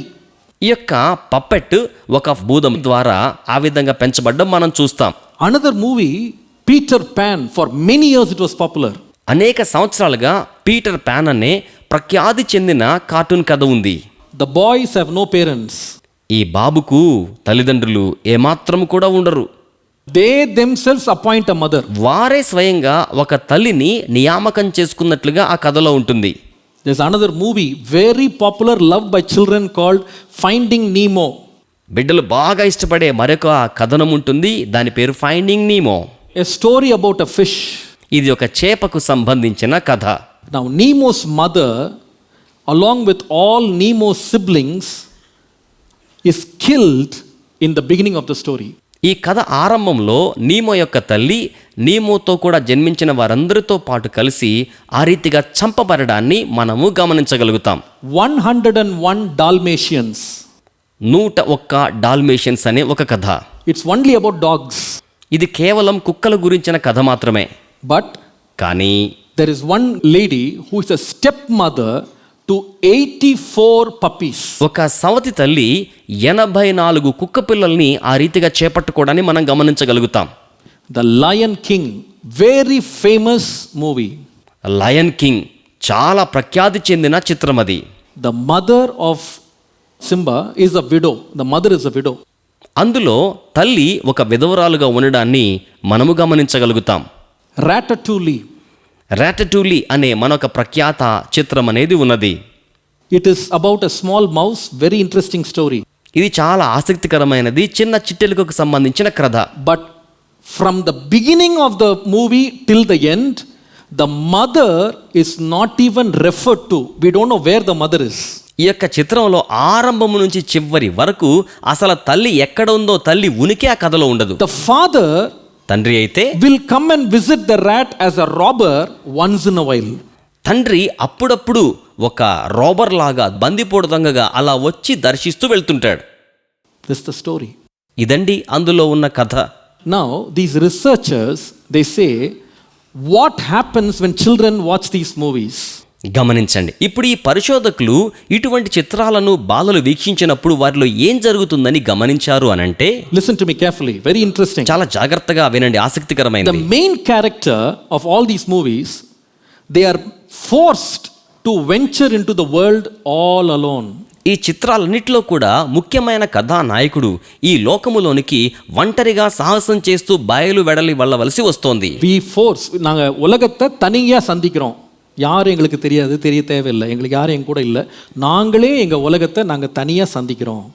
Number 2, the message is, without parental guidance and protection, the character learns skills to overcome obstacles in life. రెండవదిగా తల్లిదండ్రుల యొక్క సహకారము సమాలోచన అన్నటివి ఏమీ కూడా లేకుండా జీవితంలో ఎదురయ్యే కష్టాలను అధిగమించడానికి కావలసిన నైపుణ్యతను నేర్పరితనాన్ని ఆ యొక్క ప్రధాన కథానిక నేర్చుకుంటుంది. The third message, మూడవ వర్తమానం ఏమిటంటే, we can eventually overcome all the adversities because the story ends in happily ever after. ఈ కథ చాలా సుఖాంతంగా ముగిసిపోతుంది గనుక ప్రతి కష్టాన్ని చాలా సులభంగా మనము అధిగమించగలము అనే వర్తమానాన్ని ఈ కథలు మనకు అందిస్తూ ఉన్నాయి. Do you know what's the message? It's a very innocent looking movie. ఇది చూడడానికి చాలా అమాయకత్వంగా అనిపించే చిత్రంగా ఉంటుంది కానీ, But what's the indirect message? అందులో అంతర్లీనంగా పరోక్షంగా ఉన్న వర్తమానం ఏంటంటే, Number 1, మొదటిది, a child, a character can survive and flourish in the real world without parents' intervention. ఒక బిడ్డ వాస్తవికమైన ఈ ప్రాపంచిక విధానాలలో తల్లిదండ్రుల యొక్క జోక్యము లేకుండా విజయవంతంగా రాణించగలరు అనే సంగతి. The second message is, రెండవ వర్తమానం ఏంటంటే, when your parents are absent, actually you learn better skills for survival. నీ తల్లిదండ్రులు లేనప్పుడే జీవించడానికి సంబంధించిన మరి ఎక్కువ నేర్పరితనాన్ని మెళకువలను మీరు నేర్చుకోగలుగుతారు అనేది వర్తమానం. The third message is, మూడో వర్తమానం ఏమిటంటే, parents are actually a barrier for development and growth. వాస్తవానికి ఎదుగుదలకు అభివృద్ధికి తల్లిదండ్రులు అన్నవారే ఆటంకాలు అన్నటి వర్తమానం అందించబడుతోంది. Very important message, I'll tell you now. చాలా ప్రాముఖ్యమైన వర్తమానం ఇప్పుడు In చెప్తాను. all these cartoon movies, ఈ యొక్క కార్టూన్ చిత్రాలన్నిటిలో కూడా the mother is portrayed as a baby making machine. Once the child is delivered, the mother has no role in the child's growth. తల్లి యొక్క పాత్ర ఎలాగునా చిత్రీకరించబడుతోంది అంటే, బిడ్డలను ఉత్పత్తి చేసే ఒక యంత్రంగానే చిత్రించబడుతుంది కానీ బిడ్డ యొక్క అభ్యున్నతిలో తల్లి యొక్క పాత్ర ఏమాత్రము లేనట్టి విధానాన్ని అవి చిత్రిస్తున్నాయి. That means her role is finished. అంటే దాని అర్థం బిడ్డను జన్మింపచేయడంతో తల్లి పాత్ర ముగిసిపోయినది అనేది భావన. I will go where I want to go. I will marry whom I want to marry. I will make all the decisions for my life. I don't need the intervention of parents. నేను ఎక్కడికి వెళ్ళాలనుకుంటే అక్కడికి వెళ్తాను, ఎవరిని వివాహం చేసుకోవాలనుకుంటే వారిని చేసుకుంటాను, నా జీవితంలో స్వయంగా నేను నిర్ణయాలు చేసుకుంటాను, ఎవరి జోక్యం అక్కర్లేదు. Now, these researchers, they say, ఈ పరిశోధకులు ఏమని తెలియచేస్తున్నారంటే, after 80 years of such poisoning the children in US, అటువంటి 80 సంవత్సరాల బిడ్డలకు విషాన్ని ప్రసాదింపచేసిన యొక్క చిత్రాల ప్రభావం ద్వారా the children have learned much and much more to discard, disobey and desert their parents. పిల్లలు తల్లిదండ్రుల నుంచి దూరం కావడానికి, అవిధేయులు కావడానికి, వారి సంబంధ బాంధవ్యాల ప్రమేయం లేకుండా జీవించగలగడానికి ఆ విధంగా తమను తాము సిద్ధం చేసుకుంటూ ఉన్నారు. Children don't obey in US to their parents. యుఎస్లో పిల్లలు తల్లిదండ్రుల మాట వినడం లేదు. Where did they learn? వారు ఈ సంగతిని ఎక్కడ నేర్చుకొని ఉన్నారు అంటారు? Now, ఇప్పుడు it can look very innocent on the outside, but if you look into the outcome of this, all the things that is written in the Bible actually comes as an outcome. ఇప్పటి వరకు మనం చూచినవన్నీ కూడా ఏమాత్రం అపరాధం లేనిటిగా అనిపించాయి కానీ వాటి ఫలితాలన్నీ కూడా బైబిల్లో వ్రాయబడ్డ కార్యాల ఫలితాలుగానే బయటకు వస్తూ కనబడుతున్నాయి. Disobedient to parents, తల్లిదండ్రులకు అవిధేయులు, irreconcilable, సమాధానపరచబడిన వారు, ungrateful, కృతజ్ఞత లేని వారు, slandering, అపవాదులు మోపేవారు, traitors, ద్రోహం చేసేవారు, boastful, డాంబికంగా జీవించేవారు, proud. అతిశయంగా ఉండేవారు. The sign of the last days will be children or the society will have no accountability. అంచె దినముల ఈ సమాజానికి, బిడ్డలకు, పిల్లలైన వారికి ఏమాత్రము కూడా మరి ఒకరికి లెక్క చెప్పవలసిన ఆవశ్యకత లేదు అనే భావంతో వారెదుగుతున్న విధానాన్ని మనం చూడగలుగుతాం. The last one. ఆఖరిది. I want to group this under this last title. నేను ఆఖరి టైటిల్ కింద వీటిని వర్గీకరణ చేస్తూ ఉన్నాను. The third outcome of the last days in the society will be the society as a whole will have no abstinence. మూడవదిగా సమాజమంతటికి ఇట్టి చర్యల వల్ల బయటికి వస్తున్న ఫలితాలు ఏమిటి అంటే సమాజము మొత్తముగా కూడా ఏమాత్రం సంయమనాన్ని పాటించనిదిగా ఉంటోంది. No boundaries, no control. ఏ విధమైన సరిహద్దులు లేవు, ఏ విధంగా స్వాధీనపరచబడే విధానం అనేది కూడా లేదు. How do I say that? నేను దీన్ని ఎలా I want చెప్పగలుగుతున్నాను? to bring 7 remaining outcomes that Apostle Paul was talking in that passage. అపోస్తులైన పౌలు గారు ఈ లేఖన భాగంలో మాట్లాడిన మిగిలిన 7 కార్యాలను ఇక్కడికి నేను తీసుకొని వస్తూ ఉన్నాను. Please note it down. దయచేసి వీటిని రాసుకోండి. In the last days, people will be unholy. అంచె దినములలో ప్రజలు అపవిత్రమైన వారిగా ఉంటూ ఉన్నారు. Number 2, without self-control. రెండవది స్వనియంత్రణ లేనివారు. Number 3, they will be reckless. మూడవది అజితేంద్రియులు. Number 4, brutal. నాలుగవది క్రూరమైన వారిగా ఉంటారు. Number 5, conceited. ఐదవది మోసగించే వారిగా ఉంటారు. Number 6, blasphemers. ఆరవది దేవదూషకులుగా ఉంటారు. Number 7, without love for what is good. ఏడవదిగా మంచి దాని పట్ల ప్రేమ లేని వారిగా ఉంటారు. In other words, మరొక మాటలో చెప్పాలంటే they will be totally without any boundaries or control. వారు సంపూర్ణంగా ఏమాత్రము సరిహద్దులు గాని తమ మీద ఆధిపత్యం కలిగిన విధానాన్ని కానీ లేకుండా ఉంటారు. So they will call evil as good and good as evil. కనుక వారు మంచిని చెడుగా భావిస్తారు, చెడును మంచిగా కూడా భావిస్తారు. There will be no upper limit for the evil that will constantly be engineered by the society in the last days. అంచె దినాల్లో సమాజము చేత ఉత్పత్తి చేయబడుతున్న చెడుకు పై స్థాయిలో పరిమితి అనేది లేకుండా పోతోంది. Listen everyone. అందరూ వినండి. I tell you, in the last days, the society will go to such depths of wickedness that even sin will be welcomed as virtue. అంచె దినాల్లో సమాజం నైతిక విలువల్లో ఎంత అధపాతాళానికి వెళ్ళిపోతోంది అనంటే పాపము కూడా ఒక ప్రభావితమైన విలువగా ప్రజల చేత స్వాగతించబడే స్థాయికి దిగజారుతోంది. Let me tell you a real fact. ఒక నిజమైన సత్యాన్ని మీకు తెలియచేస్తాను. Last year, 2018, గత సంవత్సరం 2018లో in the month of September, September మాసంలో the Indian courts gave a verdict. భారతదేశ కోర్టులు ఒక న్యాయ చట్టాన్ని What is that తెలియచేశాయి. verdict? ఏమిటి ఆ యొక్క తీర్పు అని అంటే Being a gay, homosexual is no longer a crime. It cannot be punished. స్వలింగ సంపర్కులుగా జీవించే వారు చేస్తున్నది నేరం కాదు, దానికి ఏమాత్రం శిక్షావిధి లేదు అని ప్రకటించాయి. Which court said that? Is not some other court in the West, India.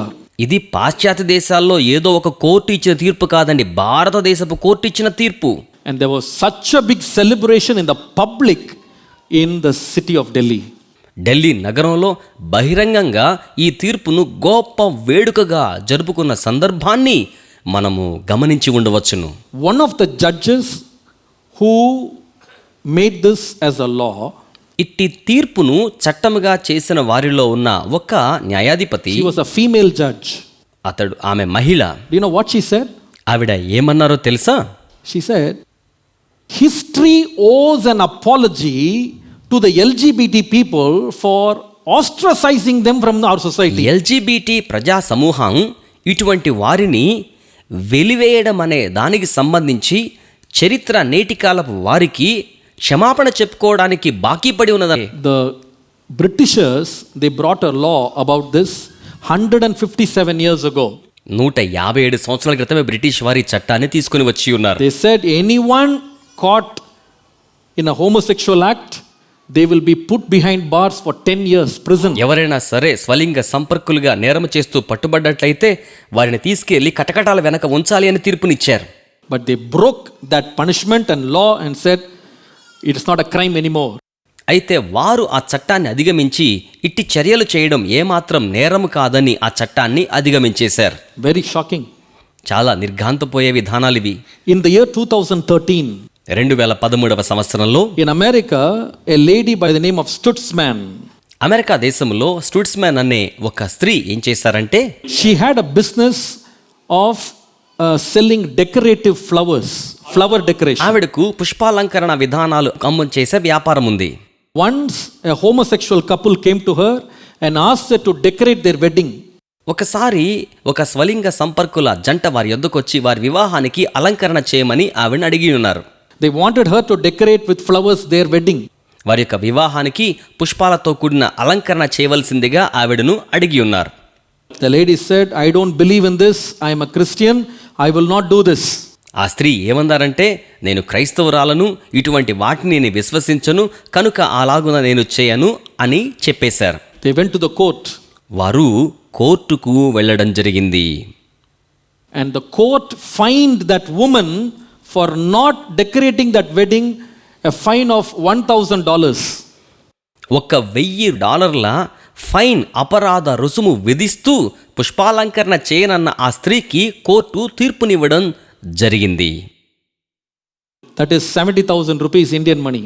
భారతదేశ లెక్కలో 70,000 రూపాయల డబ్బులవి. In the same year, అదే సంవత్సరం there was a bakery in America called Sweet Cakes. Sweet cakes అనే ఒక బేకరీ అమెరికా దేశంలో ఉండి ఉన్నది. And there another homosexual couple go there and order a cake for their wedding. అక్కడ స్వలింగ సంపర్కులైన వారు అక్కడికి వెళ్ళి వారి వివాహం కోసం కేక్ ఆర్డర్ చేశారు. For their wedding. వారి యొక్క వివాహం కోసమై. Once the owner found out that these people are going to get married, they're homosexuals, he said, no, that's not my belief, that's not my faith, I will not give cake to you. అక్కడ ఉన్న ఆ owner గారు వీరు స్వలింగ సంపర్కులు వివాహం కోసం అలా cake చేయమని అడుగుతున్నప్పుడు, నేను దీన్ని నమ్మను అన్నట్లుగా, నేను కేక్ ఇవ్వను అన్నట్టుగా ఆయన తేల్చి చెప్పేశారు. They go to the court.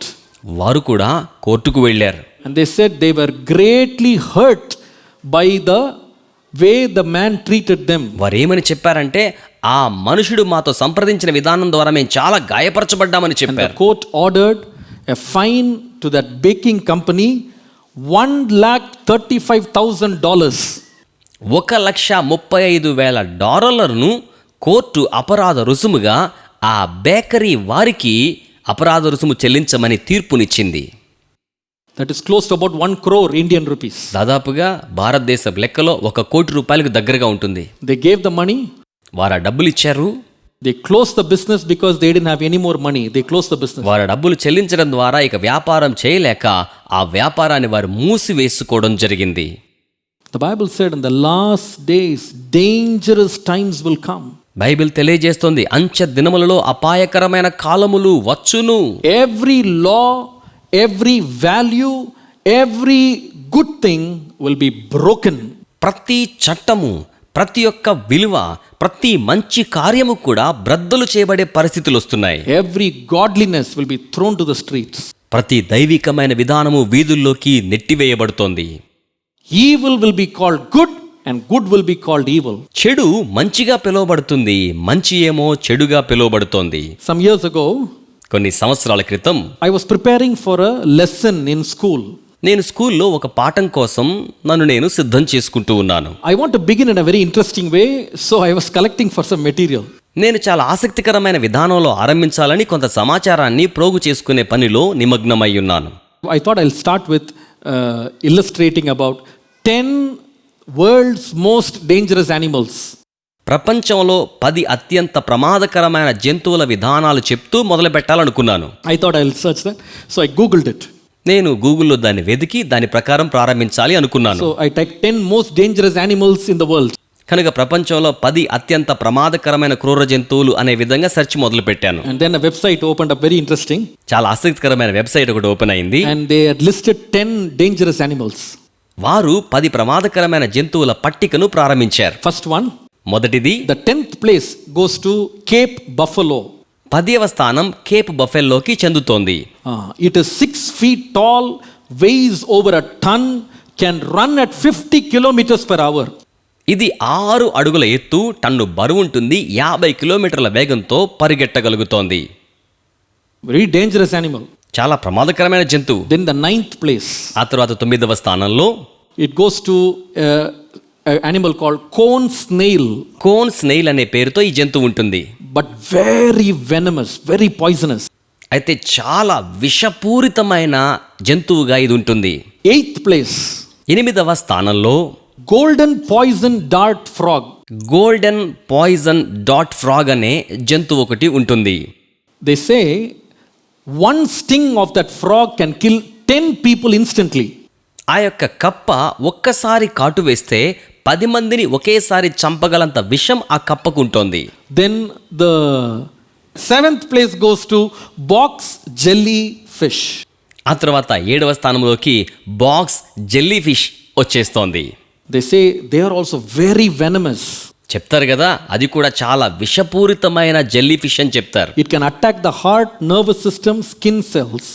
ఇది చర్మపు కణాలను, నరాల వ్యవస్థను, గుండె పని వ్యవస్థను ఎంతగానో విషపూరితం The చేస్తుంది. next place, the 6th place goes to a fish called puffer fish. ఆ తర్వాత 6వ స్థానంలోనికి ఒక చేప వస్తుంది, దాని పేరు puffer fish. The fish looks very attractive, ఈ చేప చూడ్డానికి ఆకర్షణీయంగా ఉంటుంది. but the poison in that fish is 1200 times powerful than cyanide. ఆ యొక్క చేపలో ఉండే విషం సైనైడ్ కంటే 1200 రెట్లు ఎక్కువ శాతం విషంగా ఉంటుంది. The 5th place goes to a snake called black mamba snake. 5వ స్థానంలోకి బ్లాక్ మంబా అనే ఒక పాము చేరుకుంటుంది. It's in Africa. ఇది ఆఫ్రికా దేశానికి They సంబంధించింది. say if it bites a person, వారు చెప్తారు కదా, ఇది గనక మనిషిని కాటు వేసింది అంటే they will die in 20 minutes flat. 20 నిమిషాల్లో వారు అలాగే చనిపోవడం జరుగుతుంది. The next place ఆ తరువాత స్థానంలోనికి goes to the salt water crocodile. ఉప్పు నీటికి సంబంధించిన మొసలి ఆ స్థానాన్ని ఆక్రమిస్తుంది. Salt water crocodile. ఉప్పు నీటి మొసలి It can grow to a length of 23 feet, have a weight of more than 1 ton. ఇది 23 అడుగుల వరకు పొడవు పెరుగుతుంది, 1 టన్నుకు మించి బరువు కూడా పెరగలుగుతోంది. It can bite and nobody can escape. ఇది గనక కాటు వేసింది అంటే దాని పట్టు నుంచి ఎవ్వరూ కూడా తప్పించుకోలేరు. Hundreds of people die. 100 మంది ప్రజలు ఆ రీతిగా చనిపోవడం జరుగుతుంది. And then the 3rd place goes to the CC fly. ఆ తర్వాత 3వ స్థానానికి సీసీ అనే ఈగ వస్తోంది. They are very dangerous. They can carry a lot of bacteria and they can spread disease like wildfire. అవి చాలా ప్రమాదకరమైనవి, ఎన్నో బ్యాక్టీరియాలు మోసుకొని వస్తాయి, వైల్డ్ ఫైర్ వంటి రోగాలు తీసుకొస్తాయి.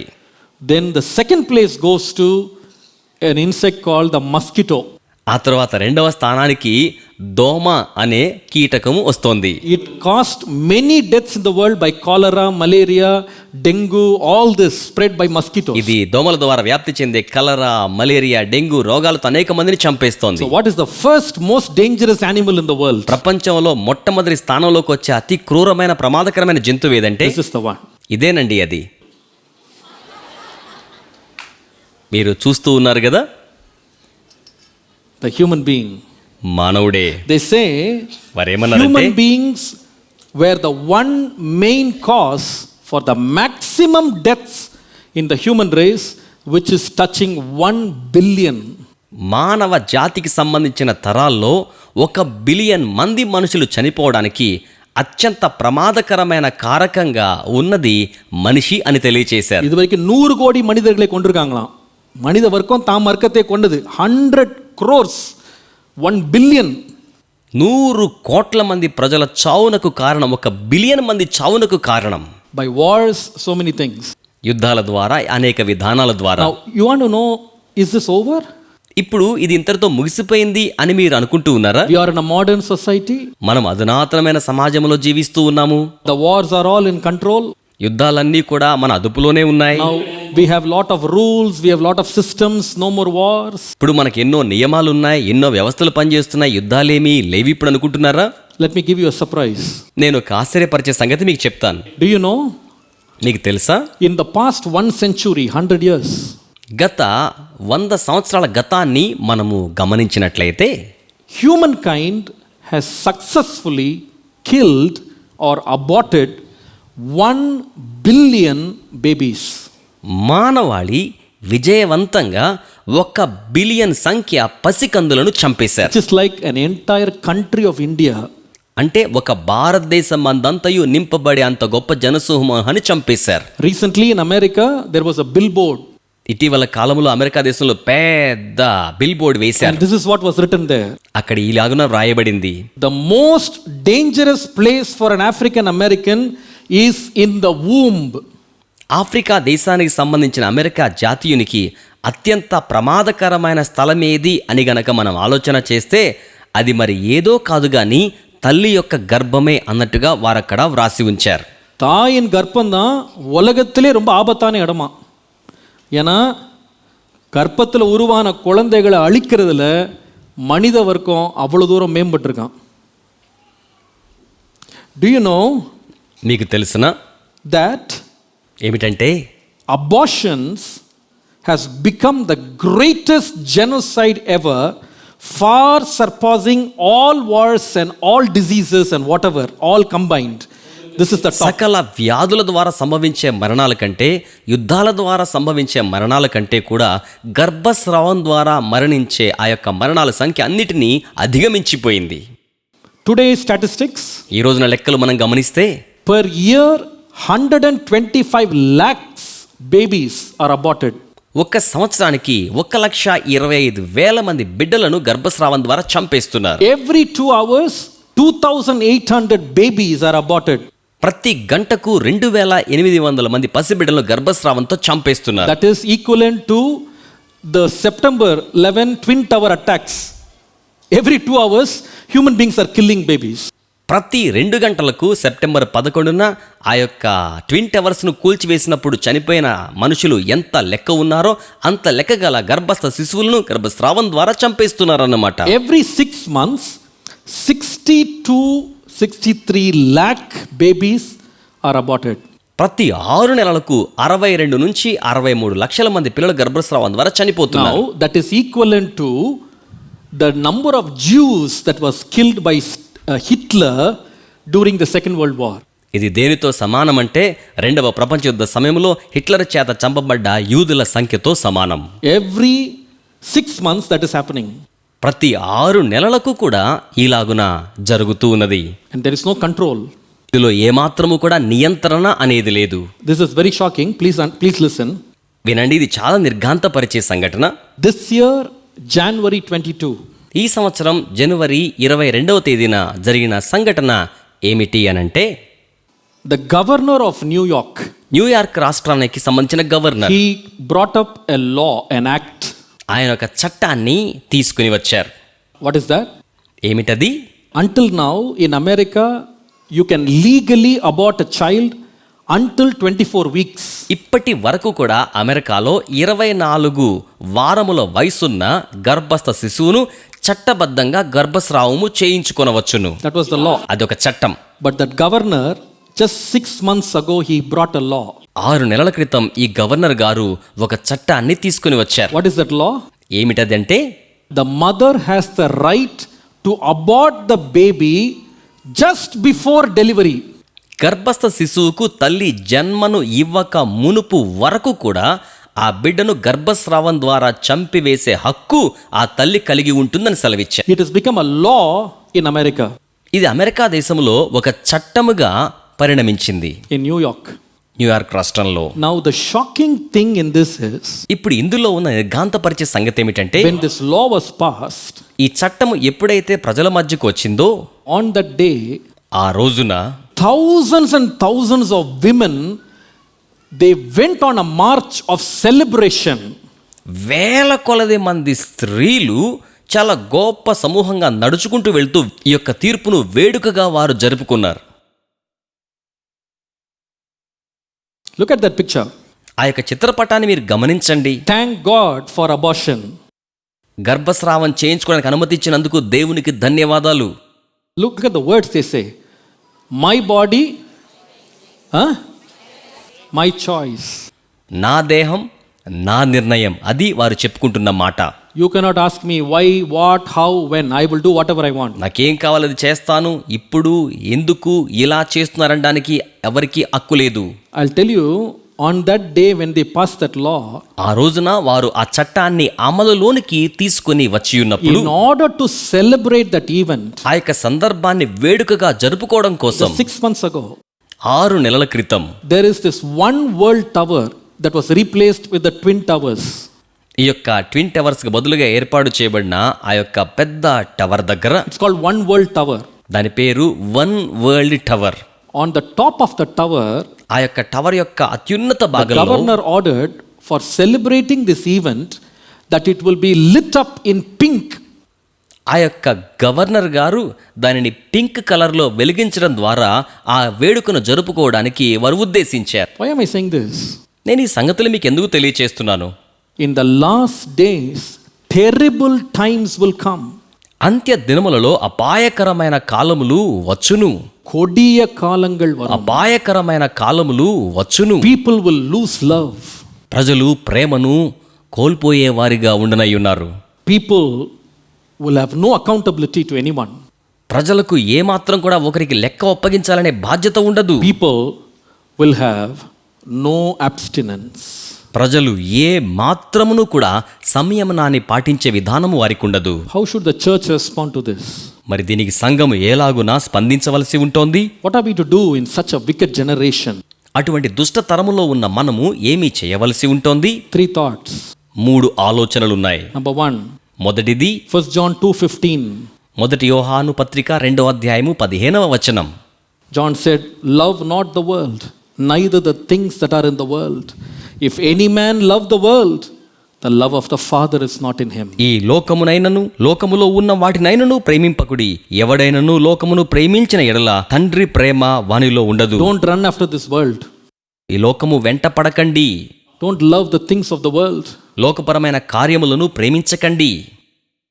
because it is a hatred before God. ఎందుకంటే అది దేవుని ఎదుట ద్వేషమును కలిగి ఉన్న దానితో సమానం. Don't run after the fashions. Don't run after all these new things that are coming up, terrorizing, terrifying things. Do not love the world. భయకంపితులుగా చేసే వెర్రితో కూడిన వాటిని ఏమాత్రం కూడా వెంబడించకండి. లోకము యొక్క ప్రేమ వెంట పడకండి. Number 2. రెండవది, Leave the world. లోకమును విడిచిపెట్టండి. Be separate. వేరుపరచబడిన వారిగా ఉండండి. James 4:4. యాకోబు పత్రిక 4వ అధ్యాయము 4వ వచనం. Know ye not that the friendship of the world is enmity with God? Whosoever therefore will be a friend of the world is an enemy of God. వ్యభిచారిణులారా, ఈ లోక స్నేహము దేవునితో వైరమని మీరెరుగరా? కాబట్టి ఎవడు ఈ లోకముతో స్నేహము చేయగోరునో వాడు దేవునికి శత్రువగును అని వ్రాయబడుతోంది. 2 Corinthians chapter 6 verse 17. 2వ కొరింథీ పత్రిక 6వ అధ్యాయము 17వ వచనాన్ని మనం చూచినట్లయితే, Therefore come out from them and be separate, says the Lord, and touch not the unclean thing, and I will receive you. కావున మీరు వారి మధ్య నుండి బయలు వెడలి ప్రత్యేకముగా ఉండుడి, అపవిత్రమైన దానిని ముట్టకుడని ప్రభువు చెప్పుచున్నాడు, మరియు నేను మిమ్మును 1 చేర్చుకొందును. Peter chapter 2 and verse 9. మొదటి పేతురు పత్రిక 2:9వ వచనం. But you are a chosen generation, a royal priesthood, a holy nation, a peculiar people, that you should shew forth the praises of him who called you out of darkness into his marvelous light. అయితే మీరు చీకటిలో నుండి ఆశ్చర్యకరమైన తన వెలుగులోనికి అపవిత్రమైన దానిని ముట్టకుడని ప్రభువు చెప్పుచున్నాడు, మరియు నేను మిమ్మును చేర్చుకొందును. దేశమును, రాజులైన యాజక సమూహమును, పరిశుద్ధ జనమును, దేవునికి సొత్తైన ప్రజలునై ఉన్నారు. Do not love the world. లోకమును ప్రేమించకండి. Leave the world and be separate. లోకమును విడిచిపెట్టండి, వేరుపరచబడండి. Number 3. మూడవది, Matthew chapter 5 verse 14. మత్తయి సువార్త 5వ అధ్యాయము 14వ వచనము. Be the light of this dark world. ఈ అంధకార లోకమునకు మీరు వెలుగుగా ఉండండి. You are the light of the world. మీరు ఈ లోకమునకు వెలుగై ఉన్నారు. Verse 16 says, 16వ వచనం ఏం చెప్తోందంటే, Let your light so shine before men, that they may see your good works and glorify your Father which is in heaven. మనుషులు మీ సత్క్రియలను చూచి పరలోకమందున మీ తండ్రిని మహిమపరచునట్లు వారి ఎదుట మీ వెలుగు ప్రకాశింపనీయుడి. The only hope for this dark world is not government, it is not any other social movements. ఈ అంధకార లోకానికి ఉన్న ఏకైక నిరీక్షణ ప్రభుత్వము కాదు, ఏ సామాజిక ఉద్యమము కాదు గాని. It is not the government. The government cannot help. ప్రభుత్వము చేయలేదు, ప్రభుత్వం సహాయము చేయలేదు. But we are the light of the world. కానీ మనమే లోకమునకు వెలుగై ఉన్నాము. Our life must portray the love of God. మన యొక్క జీవితము దేవుని ప్రేమను చిత్రీకరించేలా ఉండవలసి ఉన్నది. We should be the light for this world. మనం ఈ లోకమునకు వెలుగుమయముగా ఉండాలి. So people will know. కనుక ప్రజలు తద్వారా తెలుసుకుంటారు, These people have a living God. ఈ ప్రజలకు జీవము గల దేవుడిని వారు కలిగి ఉన్నారని ప్రజలు తెలుసుకుంటారు. And they will understand that they have a loving Father. వారు ప్రేమగల తండ్రిని కలిగి ఉన్నారని వారు అర్థం చేసుకుంటారు. And they will glorify the name of God. వారు దేవుని యొక్క నామాన్ని మహిమపరుస్తారు. Will you take a decision today? ఈ రోజున మీరు ఒక నిర్ణయం చేసుకుంటారా? I will not love the world, but I will love the Lord. నేను లోకమును ప్రేమించను, నేను దేవునిని ప్రేమించెదను. I will not stay with the world, but leave and stay separate and sanctified for God. నేను లోకముతో కూడా జీవించును, వేరుపరచబడి పరిశుద్ధపరచబడి దేవునితో కూడా దేవుని కొరకు జీవిస్తాను. I will be a light shining in this dark world. ఈ అంధకార లోకములో ప్రకాశించే వెలుగుగా మీరు ఉంచబడడానికి అవకాశం ఉన్నది. May God bless you. ప్రభు మిమ్మును ఆశీర్వదించును. ప్రియమైన వారలారా, ఈ ఆరాధన మీకు ఆశీర్వాదంగా ఉండునని మేము విశ్వసించుచున్నాము. ఇంకను మీరు మా ఆరాధనలను వీక్షించ ఆశించినట్లయితే ACA ఆవడి అను మా యూట్యూబ్ ఛానల్ను సబ్స్క్రైబ్ చేయవలసినదిగా కోరుకుంటున్నాం. మరియు ఈ కార్యక్రమం ద్వారా మీరు పొందిన ఆశీర్వాదములను మాకు మీరు తెలియచేయండి. మీ యొక్క చిరునామాను, మీ ఫోన్ నంబర్ను మాకు పంపించవలసిన ఈమెయిల్ అడ్రస్ acaavadi@gmail.com. మీ యొక్క ప్రార్థనా అవసరతలకు మాకు తెలియచేయుటకు మీరు సంప్రదించవలసిన ఫోన్ నంబర్ 9330201774. మరి యొక్క నంబర్ 9382217774. ప్రభు మిమ్మల్ని ఆశీర్వదించునుగాక.